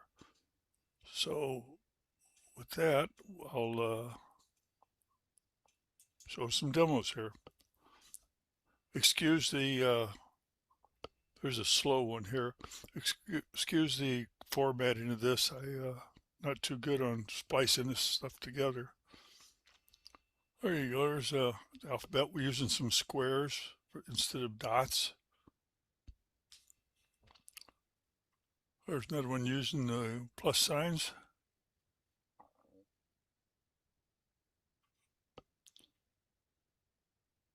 There's the little squares. Notice the difference. The font sizes are different. There's some big ones and small ones. So it's a nice little demo program, and then it kind of goes through some of the code to explain how it works, and then demonstrates that you give different speeds of how fast you want it to draw everything, how spaced out you want them, what scale size you want for the final result. So it's a pretty cool program. Of course, with the source code there, if you wanted to incorporate some of this type of stuff into a game or a program you're doing, there's the code. So I'm glad to see George still around. I know some people commented on his upload of the disk image to the Coco Discord already, thanking him for continuing the series on, because he sometimes thinks nobody ever looks at these. I mean, he kind of can tell from views and stuff.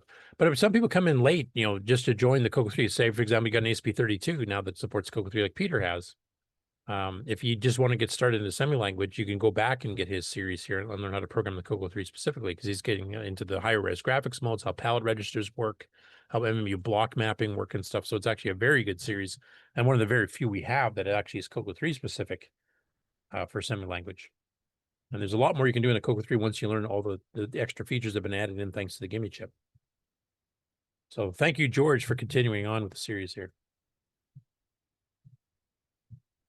Next up, we have a blog posting from Alan Huffman. So he did a blog post we covered in the last few weeks here that was basically ways to abuse the var pointer command in extended basic, which basically points to the variable header for each variable. So you can get, what type of a variable, is it a string or a number? Whereabouts is the data within it located, if it's a string? And so he did a little experiment here to see if he could get a mid string running a little bit faster with var pointer, the command. So normally you can do a mid string, which has to go through process through basic and figure out where the string is and everything else. And he thought, well, if I just move the pointer to where a string points to the middle of a string and keep track of where the original was so I can restore it later, I might be able to do a couple of pokes and it'll immediately jump. So if you want to make a print of a mid string of something you want to scroll across the screen, for example, you can go into, let's say it's 250 bytes wide, or characters wide, and the screen's 32 characters wide. So I could just change the pointer to bump up, say 4 at a time or 2 at a time or whatever, and just modify it and have the scroll. So he goes through it, and I'll give you the kind of the upfront what he said here. This is stupid. Don't bother trying it. So basically, what he discovered, it does work, and if you have specific circumstances, it can be slightly faster than just doing a mid string. But that's only if the string happens to fall in a boundary that's within 255 bytes, so that you can just poke the lower byte address. Once you have to start poking the higher byte address, because it has to do all the real numbers to integer number conversions to figure out where to poke, etc. It actually slows it down worse than midstring would have been in the first place. So in specific cases, if you happen to fall in the right boundary, then you can actually speed it up slightly, but a lot of the time it won't work, so, or at least be slower. But it was interesting that it did work. It's a way you can manipulate the string without actually modifying the string or creating a second string. The one thing this will do is save you a bit of memory if you're trying to do this type of thing. Because if you do it in a mid string assigned to another string, it actually has to create a temporary string to hold that, obviously. And this is just using the original string and just changing the pointer within it as to where the string, quote unquote, starts.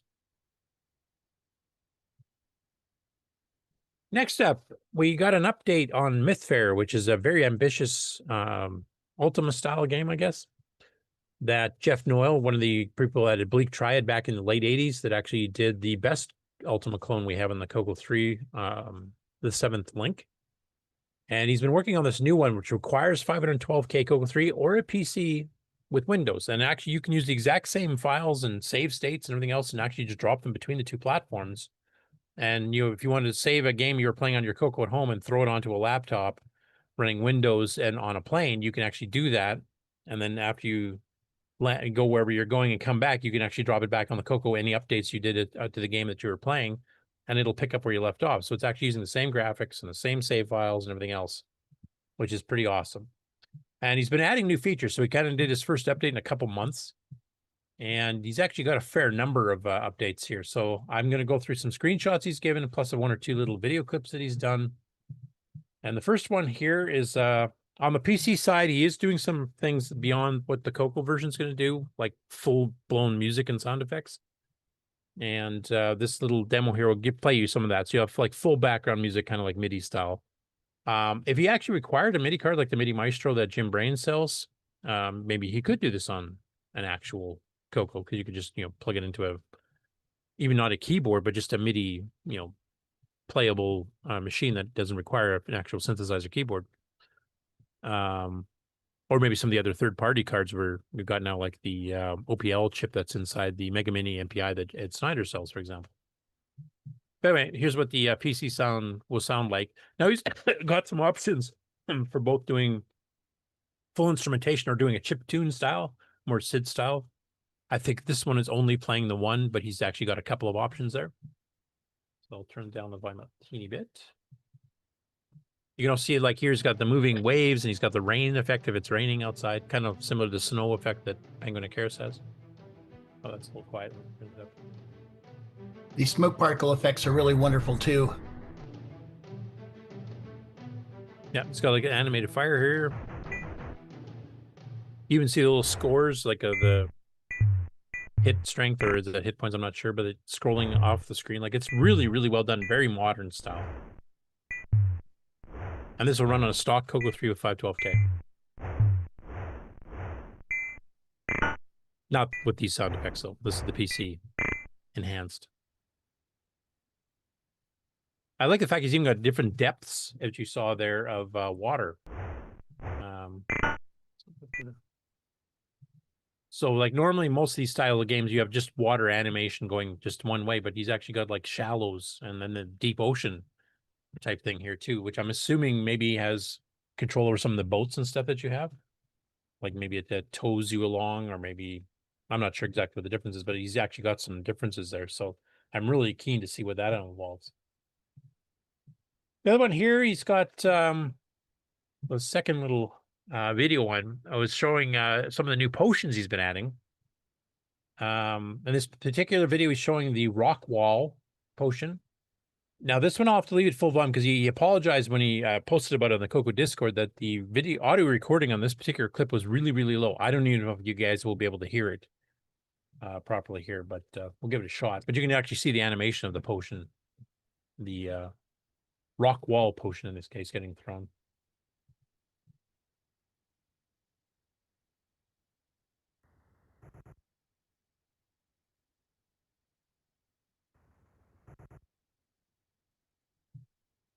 So did the sound effects come through there? They're very faint here.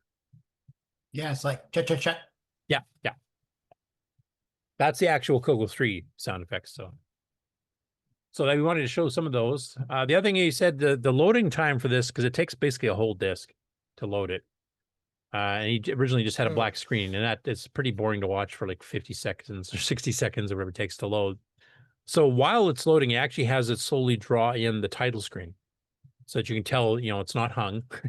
it's actually moving. doing something. Which is a good way. I mean, you could have a progress bar, which he does have a progress bar as well, but he also has it just kind of animating the title screen coming on, which I thought that's a pretty cool thing. It gives you something a bit more to look at than just a little bar going across.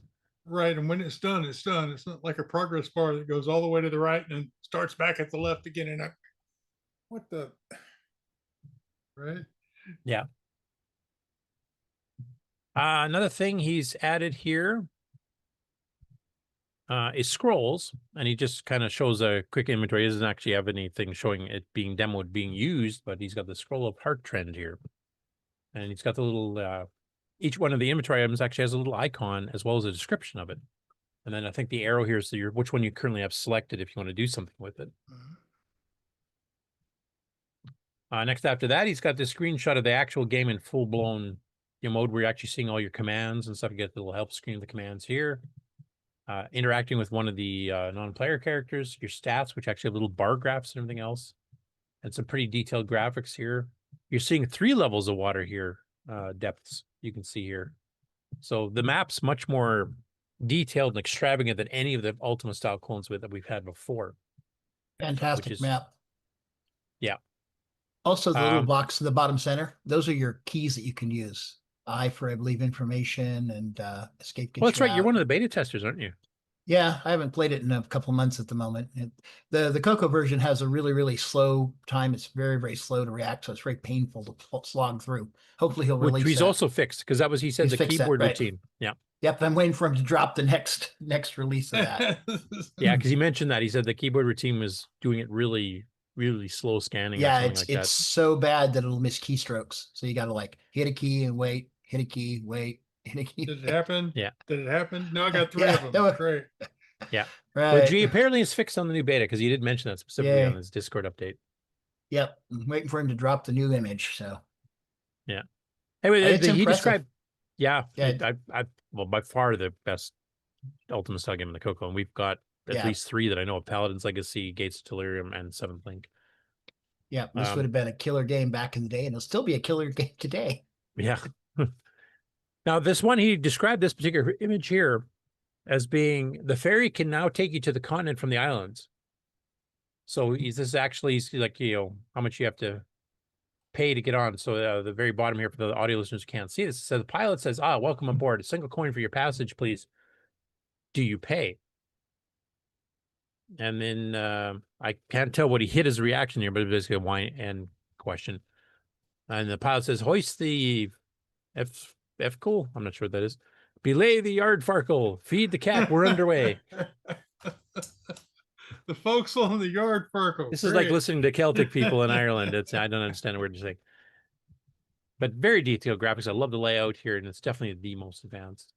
And then the next one is actually showing a couple of images that he's got with fog effects. So this kind of, does some dithering of some grays in the background, and kind of, you'll see a clearer picture of the center where your character is. But the further out you get, the more distorted it gets with fog. It's kind of like the Dagrath torch thing, where if your torch starts to fade, it drops some of the detail, and all of a sudden you can't really tell, is that a wall? Is that a monster? Or what is that? Right. There's something there, but who knows what it is. So having like rain effects like we showed in the little video clip, and then having fog effects here as you're wandering through here, so you can't quite see details. And if the fog clears, then you can. Like, he's got a lot of like real-time elements in here that are just, never been seen in a Coco game before, to be honest. Here he's got the fog effects when you're walking across the bridge, which I assumed you're a bit zoomed up here, which is why the fog effect isn't really hitting until you're further away from the center of the screen where the player character is. I'm assuming that's what that's showing here. But yeah, this is just looking awesome. I'm really looking forward to this game. I mean, I have never solved Seventh Link. I've gotten to the point where I've had a couple of the player characters that join your party. I've been in some of the underground stuff and done some of the boat stuff. I haven't been to the other planets yet. There's 4 of them, I believe, on Seventh Link. It's an extravagant game. It takes 3 discs, 40 track discs, I might add.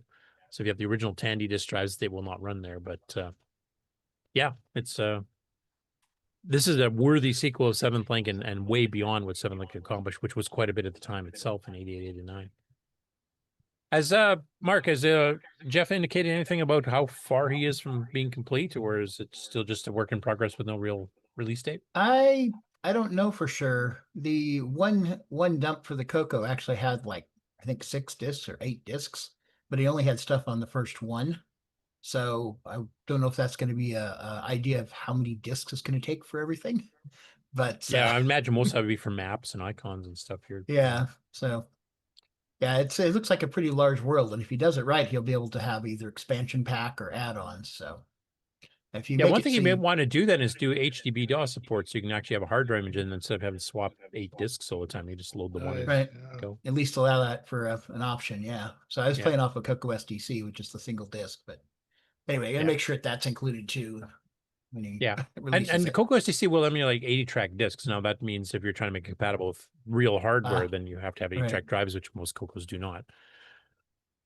But Coco SDC, on the other hand, is the VHD images. You can mount that as a drive in one of the floppy slots. We use it in EOU all the time. So yeah, you could have 128 meg available if you wanted to. Anyway, I'm really looking forward to this. This looks like excellent. Yeah. It seems that Jeff is really kind of in retrospect, was kind of disappointed about how the 7th link came out. And so this was kind of like, I know I could do that better. And here it is. Well, It's the 7th link, 37 I years mean, later. amazingly enough, actually had some, I think it was using ray tracing techniques. When you go in the underground dungeons, you can see so many squares ahead, but it actually takes into consideration. What's that? Right. This does too. Yeah. Ray casting, I think so. Yeah, raycasting, sorry, yeah. But he would have it so that you have an object in the middle of the room and you could see beyond it, like most of the old games, but either just pop an overlay or you stop viewing at that point. But you can see like not just a straight ahead square, like say Dungeons and Dragons, those hallways. You can see like the surrounding room and stuff. And at the time, that was quite advanced, especially for a Coco game. Next up, Nowhere Man 999 GitHub, which is Glen Hewlett, of course, who's been doing the basic to 609 compiler for the Coco 3. Which is the fastest basic compiler using its own version of BASIC. I should mention this is not going to work using super extended BASIC. But it's a much more advanced BASIC language too, with hardware scrolling and all kinds of stuff added in. But he's released a utility called CC3 Comp, which is a compressor and packer program for the PC that will work with this Coco 3 superloader. So that basically this is a program utility for the PC that you can use to compress files, and the PC side, of course, will be running at native PC speeds in the gigahertz range, so you can create compressed files so you can cram more onto disk images. Maybe Jeff will use this to shrink the number of disks on this fair, who knows. But he's got versions here that you can download for Linux, for Mac ARM, and Mac Intel x86, and for Windows 64-bit. So there's versions of this for basically every major platform on modern systems. And it has some nice features. So the one thing it does is it allows you to load in anywhere in Coco's RAM, including over top what BASIC normally uses without, having the machine crash and hang. So it's a nice loader for that type of thing. It supports full 2 meg of RAM, so it's not restricted to the 512K of the original Coco 3. So if you have one of the upgrades since then from disto up to the modern ones, you can use the full 2 meg and tell it where to load in there if you want to do that. And also supports compressed file loading, which is what the PC utility is doing. So it'll compress in real time and make it the most efficient. And then on the Coco side, the decompressor is actually quite a small little routine and very fast to do it. In fact, he's been using that on his transcodes. So if you're loading like Defender or something like that, it'll load it in, then it'll say decompressing, and then have a little bar go across as it decompresses the stuff.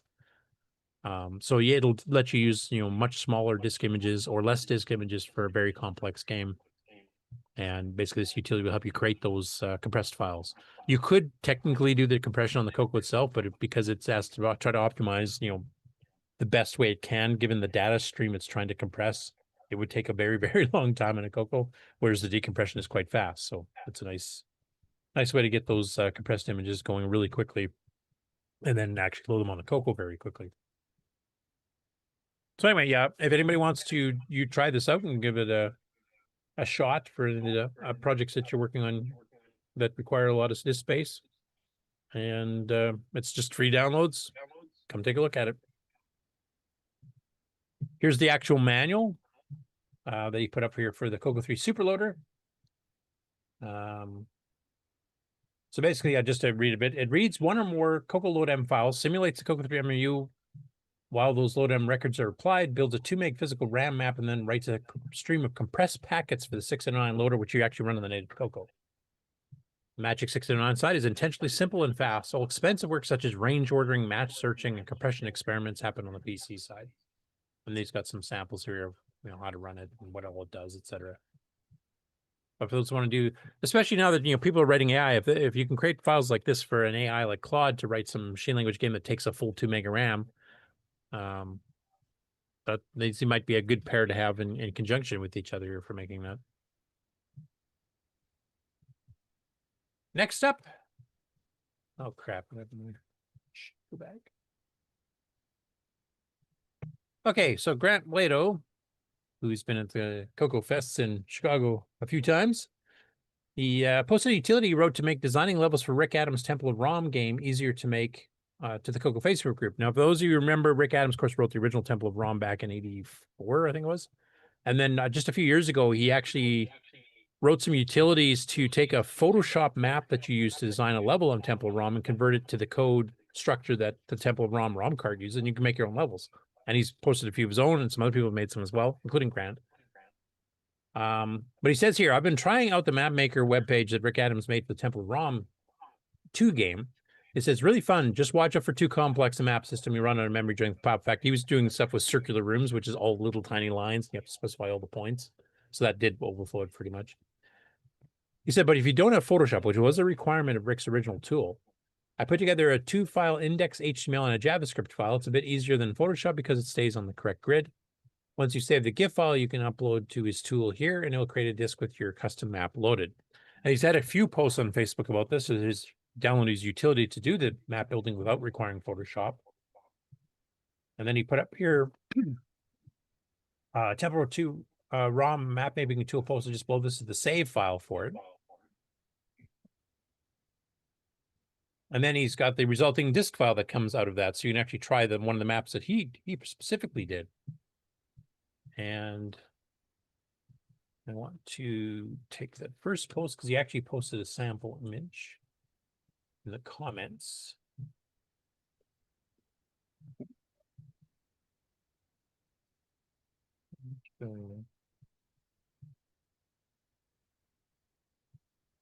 Okay, what's it doing here?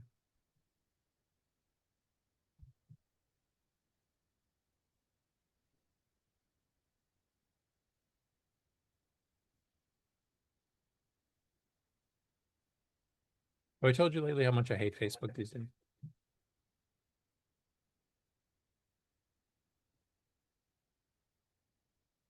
Not quite sure what's going so slow. Is it?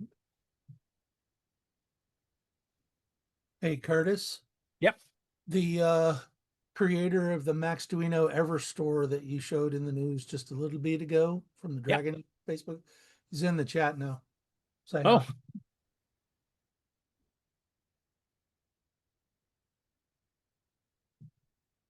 Yeah, I may have butchered your name, so my apologies if I did. Holy cow, Facebook, what are you doing? Like it's not my computer because I'm watching you guys on the side Zoom windows and I'm not seeing any lag there.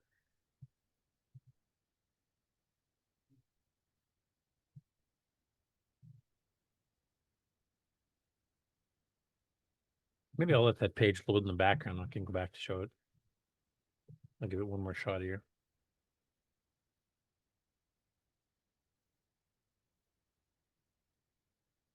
Nah, I'll go on the next one. Okay, we'll come back to that a little bit later when it loads the image. The next story is Keith Frechette showed the output of his Aristos assembly to Sal, which is his structured assembly language, showing side by side of the original code. And he actually used the check dir routine from Aristos as an example.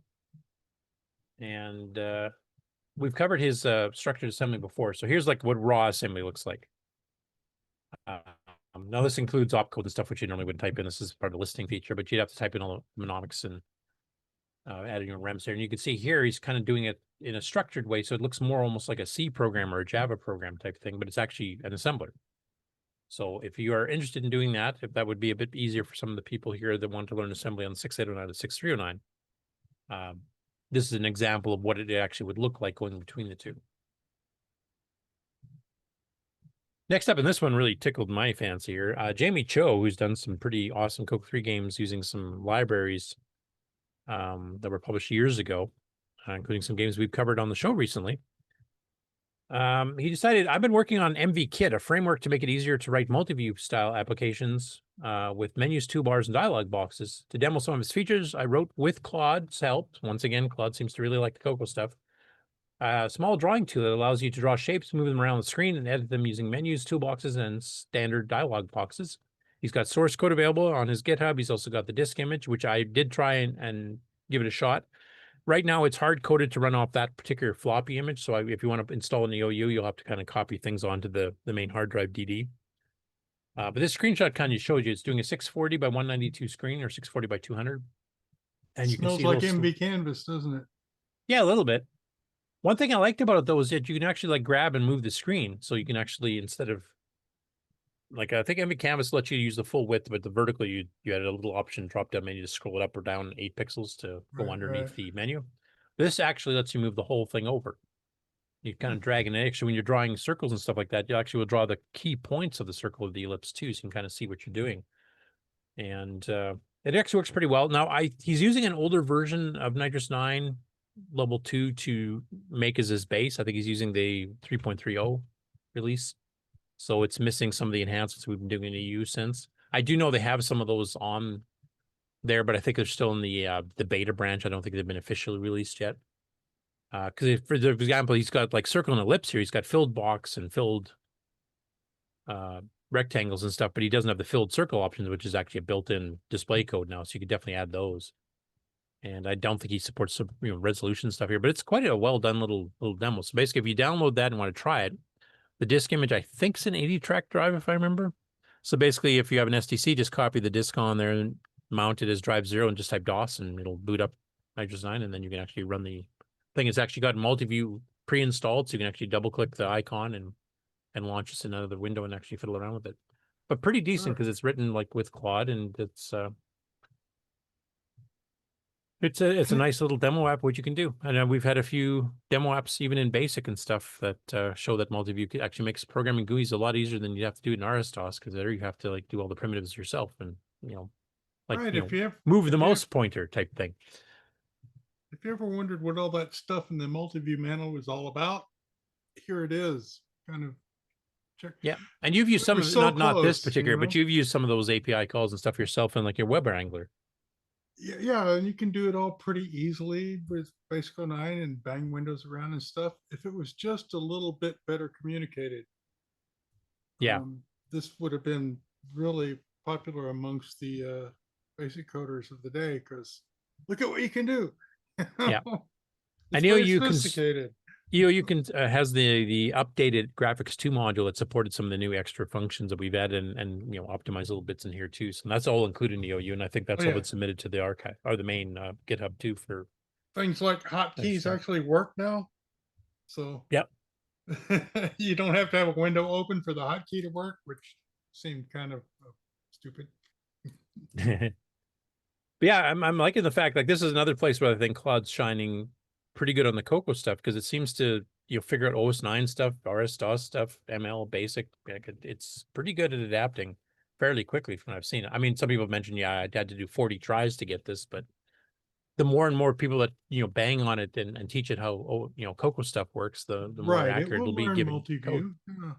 You might be able to just say write Web Wrangler version 2 pretty soon, and it'll just do it for you. I'll do it, and then I'll feel so useless. Yeah, I'm kind of in the same boat here. I mean, I like fiddling with the assembly language level stuff, especially with Nitrous 9 level 2, so I'll stick to doing it that way. But it's tempting sometimes if it's something I don't really care to write, but I have to test something. It'd be nice to have it, whip up a Basic 9 program that tests this feature type thing. But on the other hand, I like doing it the old-fashioned way because, well, I'm old. See if this is ever loaded. Oh, it did. Good. So here's a ping of the map. This is going back to Grand Blato's Temple of Rome 2 thing. Is ping of the map I built since GIFs were having trouble uploading. And it's kind of a dark blue, so hopefully that shows up. Okay, but you can see he did a lot of these circular things, which is a bunch of little tiny lines, basically, which is why this particular map took a lot more memory than one would expect. And you place all the objects also on the screen here, too. So that's the circle maze was kind of brutal. Yeah. I mean, it's impressive because you're drawing the circles and stuff to wander through a circular room, but yeah, you can make much bigger mazes if you stay with, strictly square rectangular shapes, because it doesn't take as many points to define them all. And I was trying to remember, Ken, did we ever do a Temple of Rom 2 gameplay where people had maybe submitted their own maps and stuff? Because I know some people had made maps back in the day. And of course, Temple of Rom was a classic Coco exclusive back in the day, too. I don't even know if Ken's still here. I should probably No, we have not. Okay.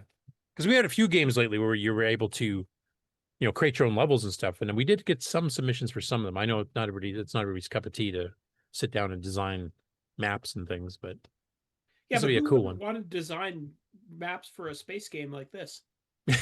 Yeah. Because space sells, man.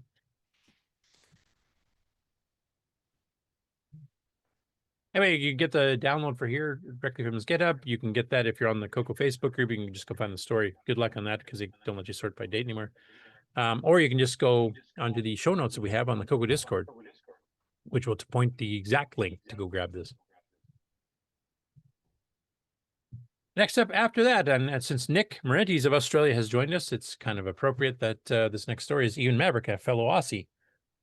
He's active in the Coco and the general Cheraseti. He's actually one of the main hosts of the Cheraseti Trash Talk podcast.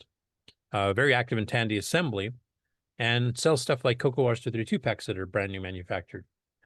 Now, one thing he's been doing since the inception of the rebooted Computes Gazette magazine, which I still wish they'd kind of kept the original Compute, because the original Compute Gazette was exclusively C64, and regular Compute was the cross-platform one. Now they call it the Gazette on the new version, but this is the cross-platform one.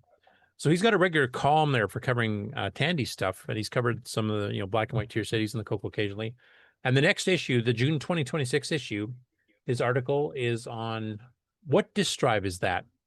And basically what it's doing is going through all the various floppy drives that are available for the Coco, and I think maybe even some of the other ones, but it basically is to describe what they all are, like the different versions, because the Coco itself had originally, I think it was the tech drive, is that right, Mike Mosley? The original push button to unlock the drive, which is 35 track only, and is double density. And then we got the full height 40 track. I think it was Tandon, if I remember. And they made even multiple source later on. And eventually they got half height drives. And then the very last, the FT502s was the double sided 40 track drives, which worked good with OS 9 if you knew that was what you're doing. They never updated Disk Basic to handle any of this. Oh, somebody's trying to ring the doorbell here. Just a sec. I'm going to go check that if you guys want to talk amongst yourselves.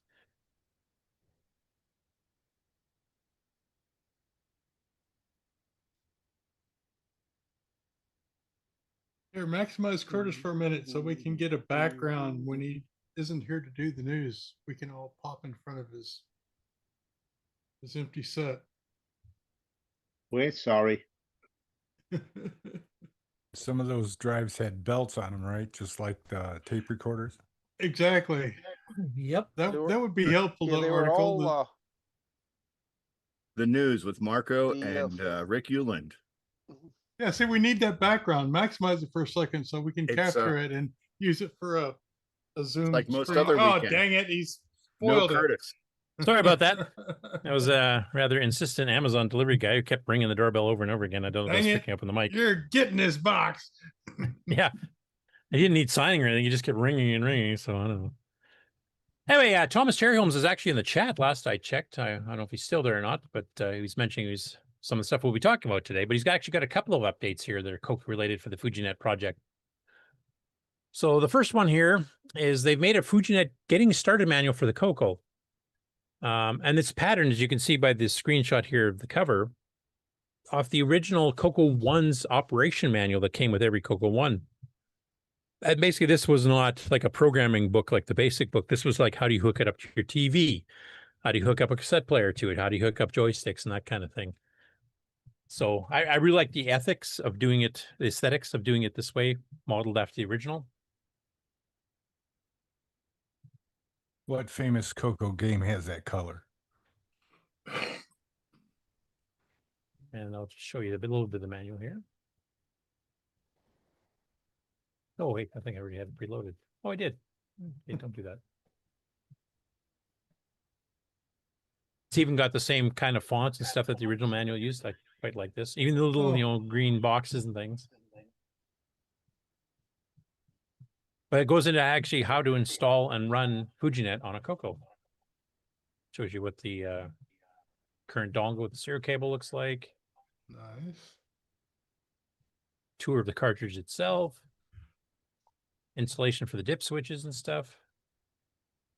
Where to plug stuff in.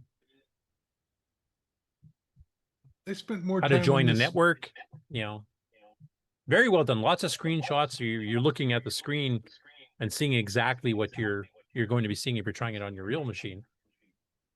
How to configure it. Like it's a very well done manual. And I love the fact that he modeled it on the original operation manual from 1980.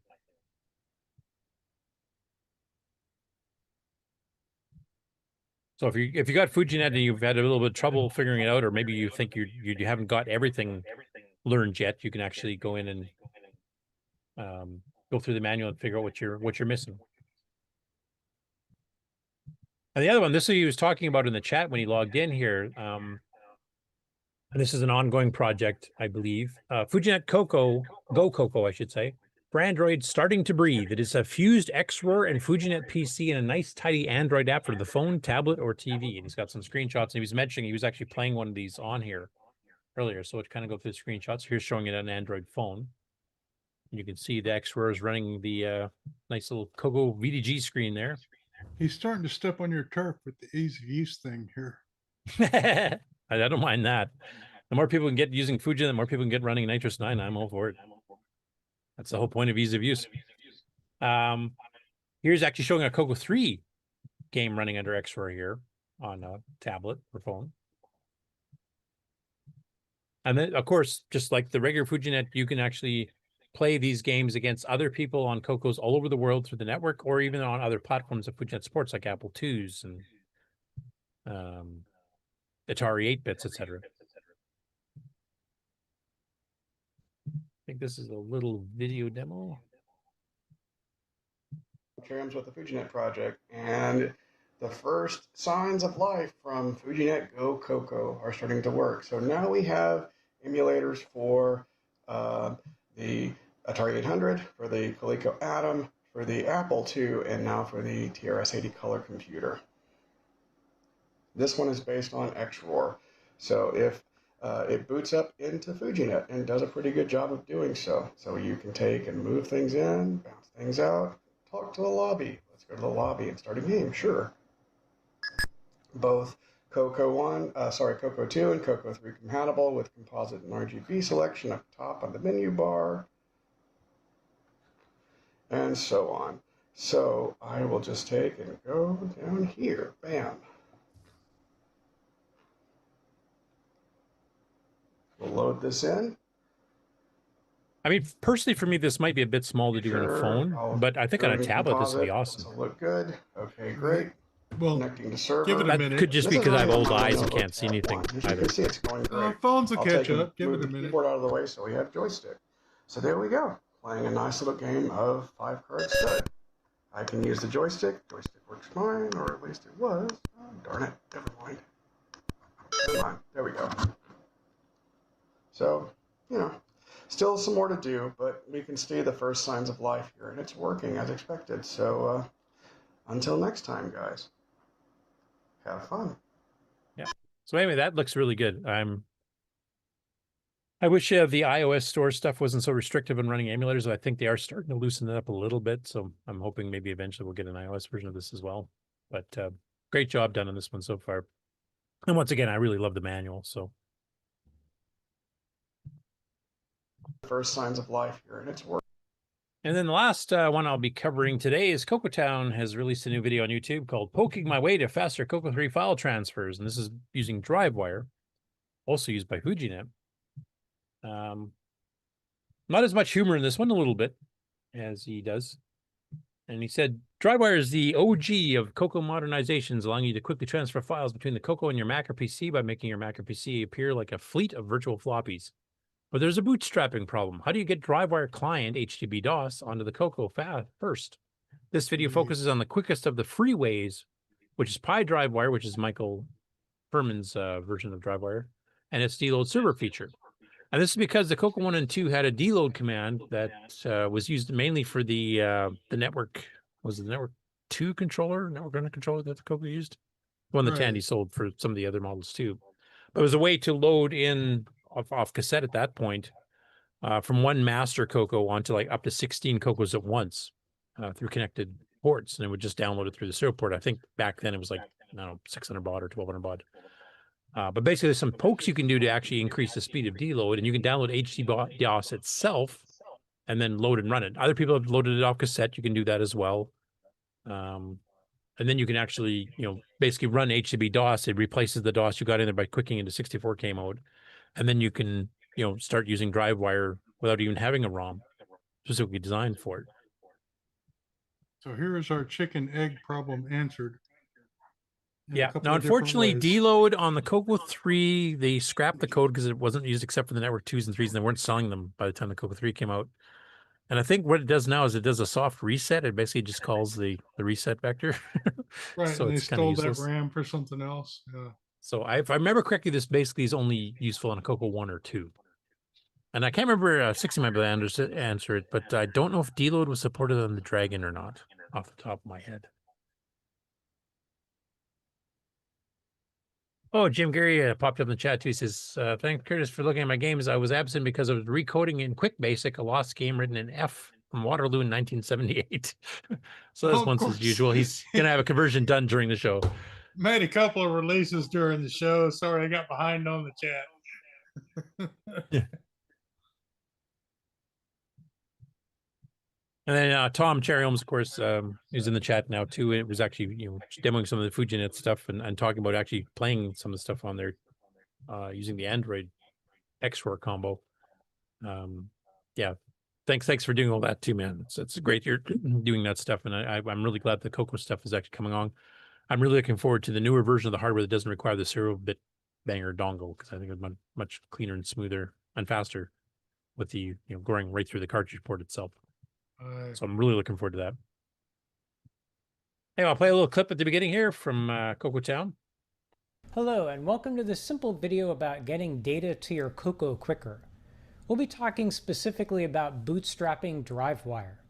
Some of the earliest videos on this channel are all about DriveWire. I'm not going to be rehashing that, but just as a quick review, DriveWire allows your Mac or PC to act as storage for a fleet of virtual floppies that your Coco can access. DriveWire is really 3 components. It's the DriveWire server, which runs on your Mac or PC. It's the client software that runs on your Coco, called HDB-DOS. And also, it's the cable that connects the two of them. In fact, this gray part is my DriveWire cable, and the rest is a serial to USB adapter, because for some reason my PC didn't come with a serial port built in. What I really like about DriveWire is the fleet of virtual floppies that sits on your Mac or PC are the exact same format as you would load into an emulator.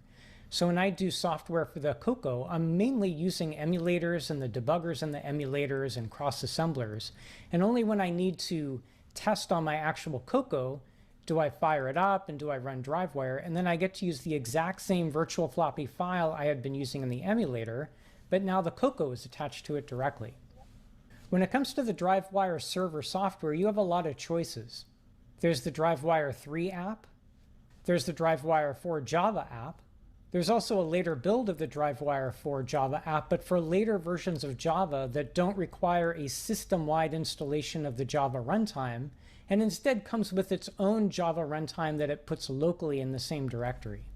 And there's also PyDriveWire, which I have not talked about in a previous video yet. This video is about the bootstrapping problem. I said earlier that you need to have client software, HDB-DOS, running on your Coco. But if DriveWire is the way that you transfer files to and from the Coco, how do you get HDB-DOS onto the Coco in the first place, because you don't have DriveWire running yet to do that? Well, the simplest answer is you just sing to your Coco. The Coco does have a built-in cassette port, and you can use that to save and load programs to cassette tape with this cable. And HDB-DOS lives as a WAV file on the internet, so you can download it, play it through your laptop, use this same cable connecting your laptop to the Coco, and now you have HDB-DOS there. Only problem is, it's super slow. Now if you have a floppy drive, the next thing you can do the first time you load from audio is to take that HDB-DOS file and then save it to a floppy. And then from that point on, you can just load HDB-DOS from a floppy. That's a lot faster than loading from the audio file, but of course you need a floppy drive controller and a floppy drive to make that work. I've already gone over those procedures in previous videos. Now one other thing you could do is purchase a nice Coco SDC or a Fujinet. They come with HDB-DOS in the ROM, so as soon as you boot up your Coco, it's there instantly. But there's one other way to do it, and that's using the PyDriveWire deload server. Deload and deloadm are commands that are built into the basic interpreter on the Coco, but they are so elusive. There's like no I'm not going to play the whole thing here, but yeah, he goes through how to use deload, and then he also goes through how to optimize deload to run at much faster baud rates than its old default. I'm trying to remember, was it 600 baud or 1200 baud back in the day? But he gets it up to like 4,800. So that's, you know. It defaults to 300 and you can comma 1200 it. Oh, okay. So 300 was the original. That's even slower than I remember. But yeah, here's the list in the documentation, and you'll notice deload comes right after. Nothing, because it's not there. Which he points out. Yeah, it wasn't really strongly supported. I think the only thing I remember using deload really was the Tandy Network 2 stuff, which, I mean, was mostly for schools. Most people wouldn't buy that for home use. There might have been some third parties that might have used it for things in the early days, but it's a Microsoft thing. I'm pretty sure that Commodore stole deload for their disk drive loading routine, but I could just have made that up. Ricky was behind the Maxduino. He said, you can load it for the Maxduino, shameless plug. Woo! And then Jim Gary in the chat says, we'll have Alpha Blast from Compute November 1993 typed in during the show. So this is going to be a bit of a shorter show because there's not too many news items. And if anybody can figure out on Facebook how to get it to let you sort by date again, I would love that because it's really becoming a pain in the ass. Yeah, that's irritating, isn't it?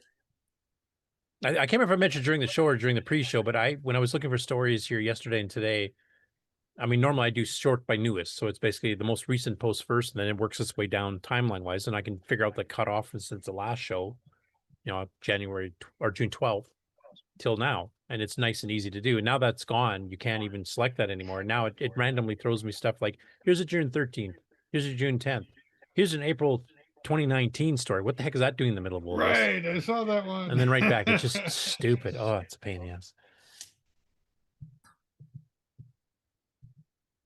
ass. Concerning the download command 60 on the Dragon, 60 mentions no on the Dragon 32 because there's no serial port built in. You had the bitbanger on this Dragon 32, I think. He said there are routines for the Dragon 64, but he thinks they're buggy. So yeah, that would be using the built-in 6551 chip that the Dragon 64 had. Right. And he says, I seem to recall there's a branch that tests the wrong way around, but I might be remembering wrong. That would be a fun bug. Right, because deload was kind of a Microsoft thing. Why in the world would Dragon have it? Because they wanted to.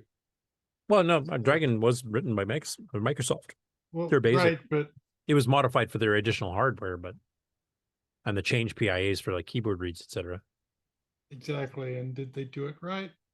Apparently not. There was a question also from Tom Eric Gunderson. Said, Tom, any plans to implement Fujinet on the Mr. FPGA Coco core? And Tom said, if someone wants to do the work, we'll help. Yeah, that's a huge project because I mean, it's on multiple platforms with more platforms being brought online all the time too. And they're working on some other 8-bit machines at this time to add to the list of the stuff that you can play across, platform. So yeah, they definitely do need some more volunteers. We've got, what's the guy that's doing all the Coco stuff, his name? He posts regularly on Facebook and on the Discord, but he's been very active in getting some of the game support. Yeah, that's it. Thanks. Definitely been, keeping up the Coco end of the bargain there. And that's all I got for the news this week. If I missed any on Facebook, please let me know and send me a direct link because you can't find anything on Facebook now. So I can include them in next week's news. But yeah, I really wish Facebook would quit screwing around with their good algorithms, the few that they have, and wrecking them. Now we got the upcoming shows. There's actually one that is actually finishing today in the area. Oh, he's eager. Yeah, he wants to end the show. I need to go. Wrong button. There we go. Upcoming events.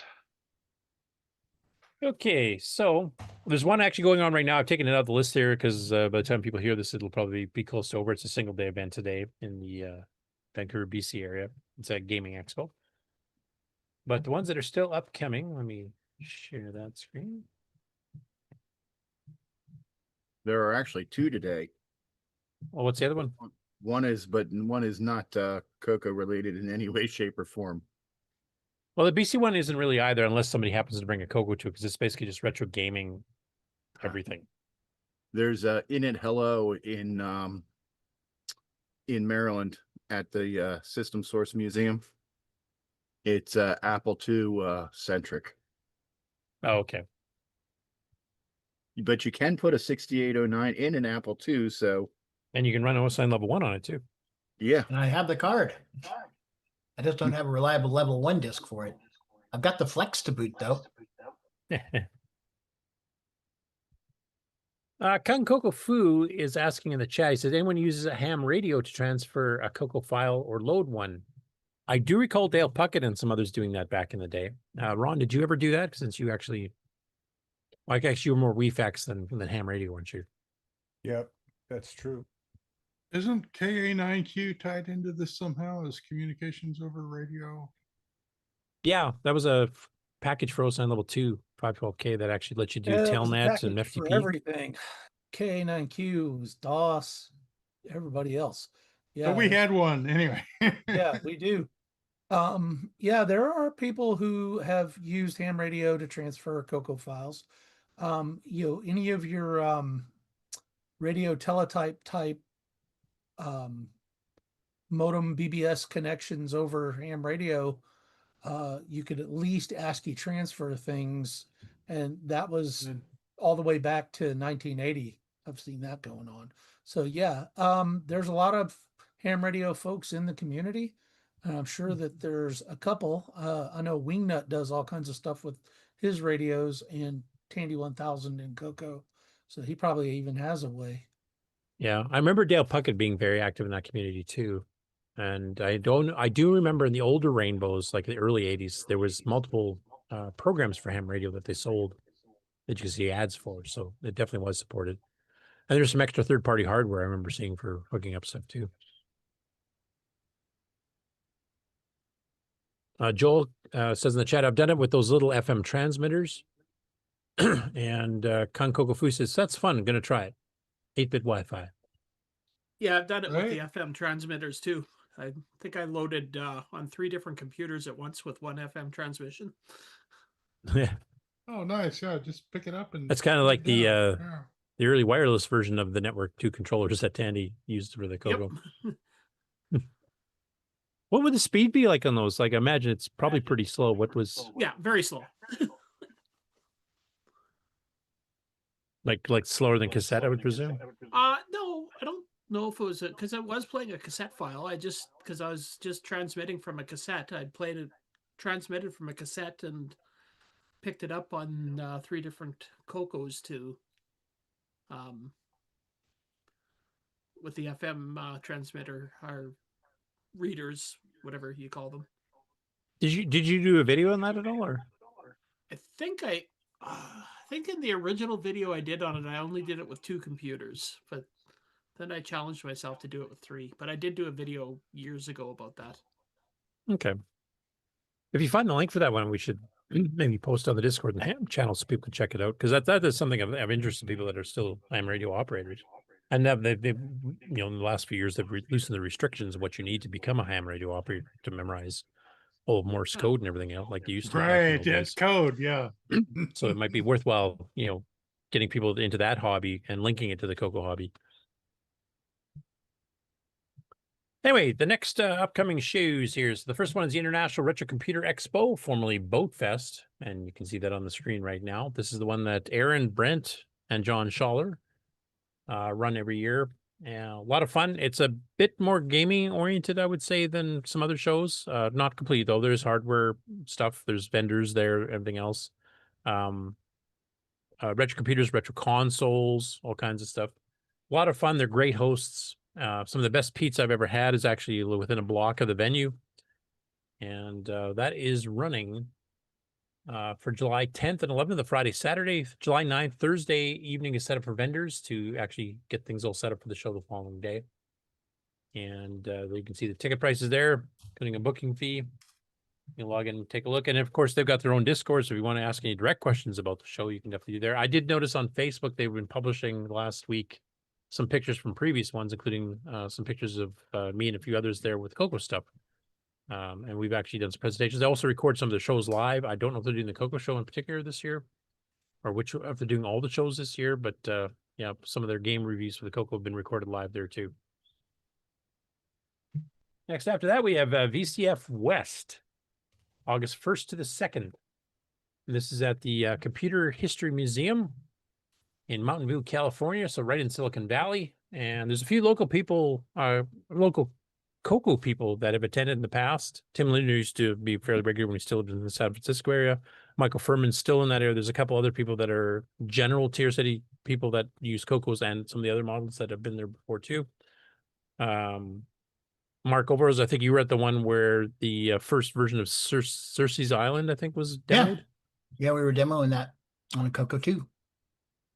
Which I did see. I didn't put in the news here because it wasn't anything really new to add, but Steve Bamford, the author of that game, did mention that real life got in the way for a long bit of time here. He also thought he was adding too many things to the game and it was getting just too complicated and messy.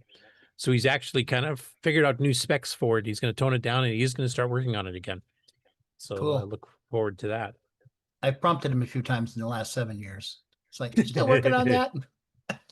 I'll tell you, it's like My Game Liberation. I haven't touched that in years either because I wanted to add some features and speed ups to Basic 09 to make the game play better. So I kind of got sidetracked. Rewriting the language. I just need to improve the operating system, and then I can. Yeah, then it'll run fast enough that I can do it properly. Yeah, it's literally what I was doing. Which had the nice side effect that people get the optimized versions of Basic 09 that they can run, their own stuff faster too, or and they get their stuff runs a bit game faster. done before you did because you were all tired out. Yeah, exactly. I really want to implement Chris Decker because he did some optimizations above and beyond what I ever did. And unfortunately, his code, I've got a copy of the source code that he did it with, is very uncommented. So you have to try to find where the changes are. Just looking at raw assembly, basically, for the most part. Also, I've got to make sure that it still works because we've done some other changes too that has to be reflected. But he had some really optimized string handling, especially on longer strings. It could be 2 to 3, 4 times faster than the existing code. So for stuff for ribs, it would be awesome because that has a lot of string handling, or an adventure game or something like that. So I do want to get back into that too, but we'll have to wait till after some special events in my life coming up the next few weeks. Next after that is the Vintage Computer Festival Southeast version 13.0, which I assume it means it's the 13th year they're doing it. This is from Friday to Sunday, July 31st till August the 2nd. And this is actually a combo show. So you actually get the Southern Fried Gaming Expo at the same time. And this is at the Marriott Renaissance Waverly in Atlanta, Georgia. So if you're in the gaming side, you can definitely stick more on the Southern Fried Gaming Expo side. And if you're more into the retro computer stuff, you can check out the VCF, but it basically includes both. Next after that is the largest retro computer show in the world that we know of. VCF Midwest, the 21st one. This is at the Schaumburg Convention Center in Schaumburg, Illinois, which is the original home of the very first Rainbow Fest. Schaumburg, not the specific convention center. They're expecting this show to be, I actually saw an interview with Jason on This Week in Retro, I think last week. And he said it sounds like they are going to have a bigger attendance this year already than they had last year. And it was already, I think, several thousand or 3,000 people this last year. So it's a big show. And there's always a really good CoCo representation here because it's so close to the Glenside Color Computer Club and other people like Rick that aren't too far away from Chicago. So. And as far as rooms, let's just say the walk from the Marriott nearby is not that long. They run out of rooms. Are you going to be making it this year, Rick? Just out of curiosity? I'm certainly going to try. It's difficult because of the whole that's going on right now. I'm not selling anything anywhere at any place, but going to give it a whirl. But the rooms are gone. It's I'm pretty sure. There weren't many left the last time I checked. So yeah, you're going, okay, well, the Marriott, you don't have to really cross any major roads to get to the show from that hotel, which is, that's what we're down to, folks. Yeah. If you want to be there, plan it soon. But I know Jim Brain regularly goes, and I think Jason Reichert regularly goes. You can't help but find half the world there. Yeah, the CoCo representation, as far as the VCFs go, I think this has the biggest CoCo representation because it's so close to Glenside. Plus, it's one of the biggest shows. So if you have to pick one that you want to try to sell stuff at, it's probably one of the better ones to do so. Its only downside is the CoCo stuff is sort of here, there, and everywhere. So you have to. Yeah. Well, you guys had a bit of an area the one year I know that you guys had about Yeah, a little 6 bit, cocoa but- vendors in one area, but yeah. But yeah, you can't keep it all together. And the people who have Cocos also have 12 other retro systems that they want to talk about. So, you know, it's a little diluted, but it's a hell of a good time. Yep. And if I remember correctly, I think Taylor and Amy's band, which actually includes some other fellow famous YouTubers, I think is planning on playing live at this one again. And they have a whole album out now. So, and they're all retro computing based songs, which is cool. Right, right. Next up to that, we have Tandy Assembly 2026. We mentioned before, Ian Maverick's one of the main organizers of this particular show, all the way from Australia, kind of like Nick was for PenFest for a couple of years. This is October 1st, 2nd to the 4th at the Doubletree by Hilton Hotel at the Cincinnati Airport, which is a change of venue because it kind of overflowed the previous venue in Springfield. It's also much easier to get to if you're flying. You don't have to actually drive to another ran town. out of room. Yeah. So it's much easier to get to, especially if you're flying in. Much bigger venue space. I know they've actually had to refuse vendors tables the last couple of years because they didn't have enough room, or they restrict Right. vendors to only having like 1 or 2 tables when they probably could have used like 4 for a lot of products, etc. But yeah, Now- it's in bigger digs and easier to get to if you're flying in. So great time to go down. Of course, this covers all Tandy machines, from pocket computers to the Model 100 series, to the Cocos, to the black and white Z80 base, to the Tandy 1000 to 4000s, and everything in between. And the last one I have for now, and if I'm missing any, please email me at curtisboyle@sasktail.net or leave me a message on the Coco Discord. And give me any updates of any other shows. They can be international shows too. We've covered some of the shows in Brazil. There's been a few VCFs even in Germany, et cetera, that we've covered in the past. So if I'm missing any, please let me know. But the last one I have right now is VCF Montreal 2026 version 2.0. Now, unlike the naming convention of the Southeast one, that 2.0 is the second one this year because they did one in January because that's the best time to come up to Canada to visit in the dead of winter. So they've decided to make make a permanent change to a slightly less inhospitable time of year to stay in Montreal. They're doing it in November 7th to the 8th, and I think that'll be a permanent shift to that around that time of year rather than January. We did have Coco representation at the one in January. We had Jim Gary giving a presentation. I can't remember the other guy's name that also gave a Coco related presentation. Sockmaster wandered around there for one of the days. So there's definitely some Coco stuff. I'd love to see Sockmaster to give a presentation or even just have a table, because some of the demo stuff, and maybe you can go ask and explain, like, how did you get the bouncing ball demo to work? And, you know, some of the other infamous things that he's done, like the little basic program that scrolls in dual directions, you know, high-res screen. He's just an amazing guy to deal with. Nick's worked with him on stuff like the RAS scan, Gate Crasher.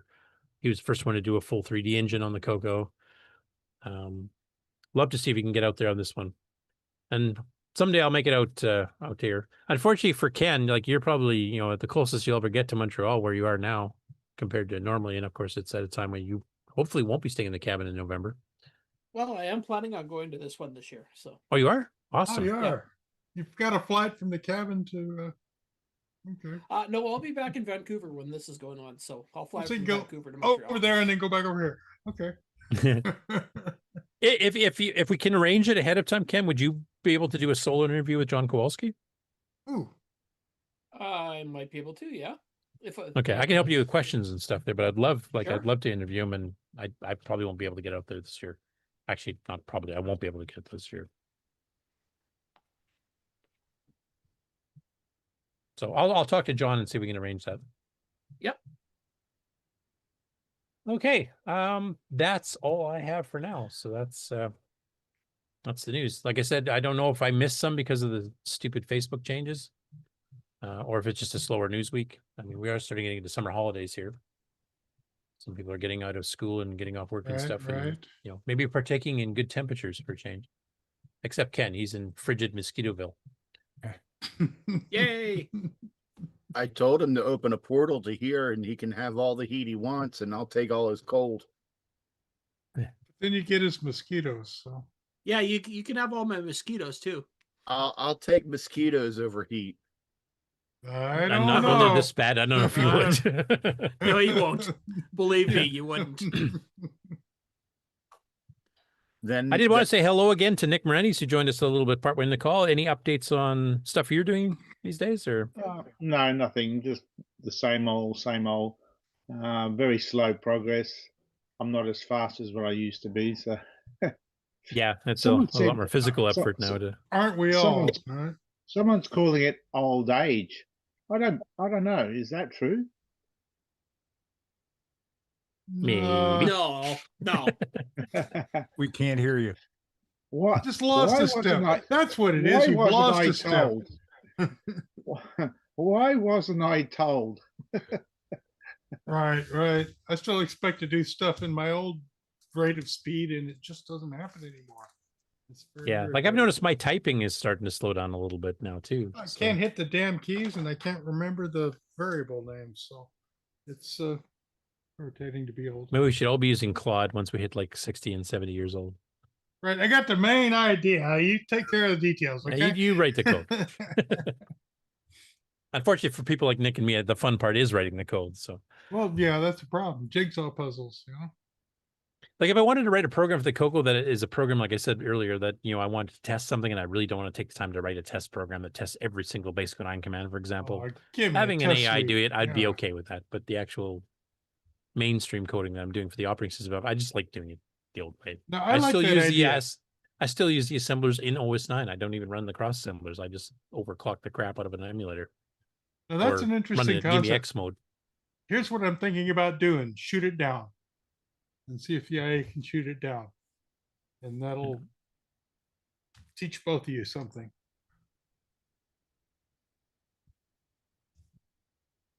Anyway, yeah, that's all I've got for this week. Like I said, if Wow. anybody finds any stuff on, particularly in Facebook, the Dragon group and the Coco group both are now no longer letting me select most recent. I Right. quite possibly missed stuff because if you had browse Facebook briefly during the week and that'll be interesting. Somebody just announced this today, and then by the time you get back in, that's disappeared. You can't find it again. Well, I go to catch-up mode, and then I see all these interesting things, and oh yeah, December 19th of 2019 or something. I literally saw 2019 as one of the things that presented to me like in the first 4. Right, today, right. this morning. Yeah, Stupid. for the last 5-6 years minimum, every update that I've seen on Facebook has made it worse. Yeah, I would agree. Yeah, pretty much. Like there was a thing where you could do groups of your friends so that you only show posts to certain groups of friends. And it's still implemented. I can still select the groups that I made before, but I can't change who's in what group anymore because there's no way to do it. Which was kind of helpful when my kids were underage, but Yeah. Marco, I'm I do sure- have a question for you. We've mentioned a couple times about doing either one or maybe a series of CocoTech episodes on AI programming because there's various Mhm. LLM models, etc. I got another person, Jay Cyril, that actually came out Right. and asked me about that too, and I told him to contact you. I just want to make sure that he was able to Right. do that. And as any plans actually, are No, you getting not closer to having so. one? We were hoping to do one earlier this week, except well, I'm in moving, so we pushed it 2 weeks out. That reminds me, we should probably plug that. So this would be is it Campbell is his name? Who was the guy we had on a couple times the last couple weeks? Paul Cunningham. Paul Cunningham, that's who it is. Yeah. So Henry Strickland's another Tuesday- one. Yep. So I was going to do the follow up with him, not this coming Tuesday evening, but the Tuesday evening after that. So a week and a half out. Thank you for reminding me because I need to plug that.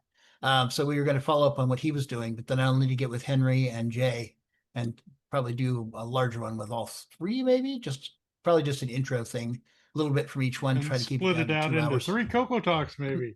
Cool. Well, maybe do one with everybody and then focus on each one individually. Yeah, So- because I mean, they sometimes have different approaches, or they're using a different LLM, or they're using it for different types of things to do. Different Some use it to write results. Right. manuals, some use it to write code, etc. So it'd be nice Yep, to cover all of that. exactly. But yeah, that'd be too much for a single episode.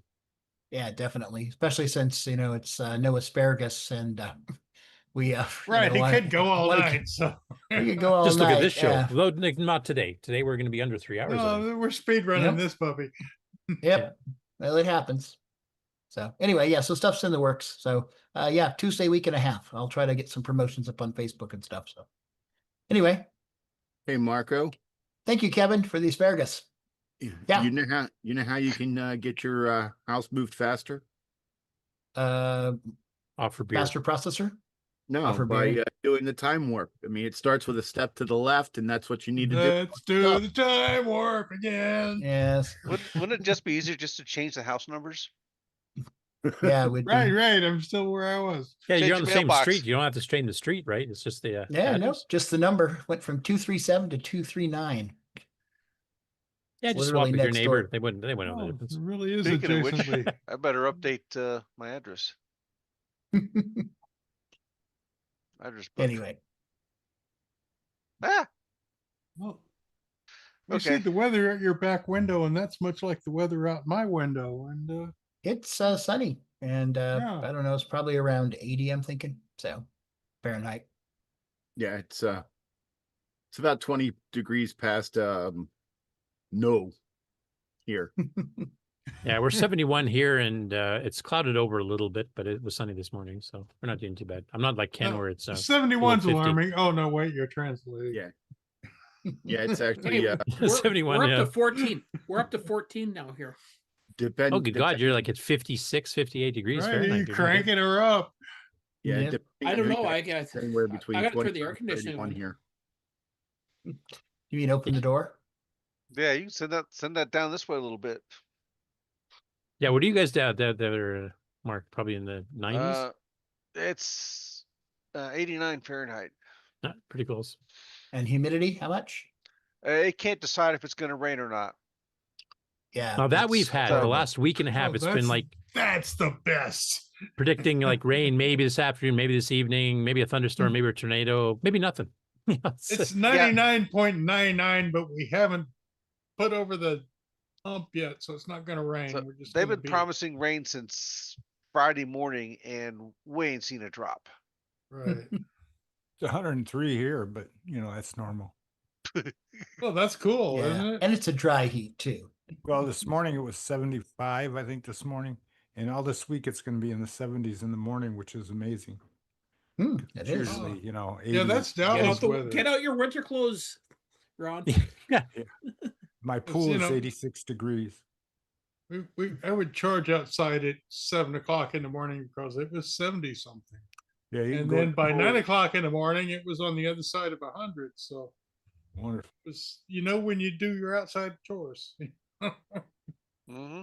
My opinion of 100 cannot be expressed on this family-friendly show. I know Well, they I said live in our Wisconsin. I know they said our weather the last week and a half with this, random. Like if you look at two different websites of weather prediction, they're completely different. Like it'd be a Yeah. 5-degree Right. difference. One will say rain, one will say not. So they've been calling it unstable. There you go. Good waffle word. Yeah. Whether people are what? All The right, models don't work anymore. That's let's go ahead and do the outro. better. Otherwise, This concludes another episode of the CoCoNation, the world's leading live interactive talk show featuring the Tandy Color Computer. For all things the CoCoNation, visit us on the web at thecoconation.com. We'd love to hear from you. Send feedback, suggestions, even segments via email to show@thecoconation.com. The CoCoNation show would not exist without the community and its cast and crew. The CoCoNation theme song, copyright 2022, D. Bruce Moore. Mixed, mastered, and produced by D. Bruce Moore. The CoCoNation is over. Join us on the Coco Discord server. Coco forever. Yeah, I want There's some. no sediment. Here, fill me up. By the way, Ron, you had a question in the chat from Kun Coco Fu. He says, Ron, do you have to order ice for your pool sometimes to cool it off? No. you have the underground piping so you can run the water underground and cool it. 86 degrees now, and in the morning it's maybe 84, and then it goes back up again. And it actually has been. Yeah, when it's 100 degrees, 86 degree water feels feels cool. nice. Water, yeah. Yeah. You don't So want it. in a month or so, it'll be 90 or 92 degrees in the pool. Oh, that's a warm shower. Yeah, thing. it's warm. Yeah. Yeah, When, one year So, it was so you need the 74. pipes running underground so you can pump the water through the ground and cool the pool. Which When I costs a was, ton of money, but it's really nice. It's a sauna. when I It's was a in my sauna. when I was in my mid-teens, my family took a vacation up to Bar Harbor, Maine, in the middle of July, and around 5 a.m., me and my siblings and my mother were going to go to the heated swimming pool, and I was about to jump in, and the woman there said, "Just don't jump in," and I'm like, "Why?" And she goes over to the water, and she smacks the top of the water, and there's a very thin layer of ice across the whole thing. Oh, close That'll your wake you eyes up. and land. Well, you We know call there's that certain- Thursday up here. Right. Because even though it was like 80 degrees during the day, overnight it went just below freezing. Just get that little skin of Yep. hurt me now. Okay. So we're gonna call it a day. On that note, Bye, everybody. Bye, everybody.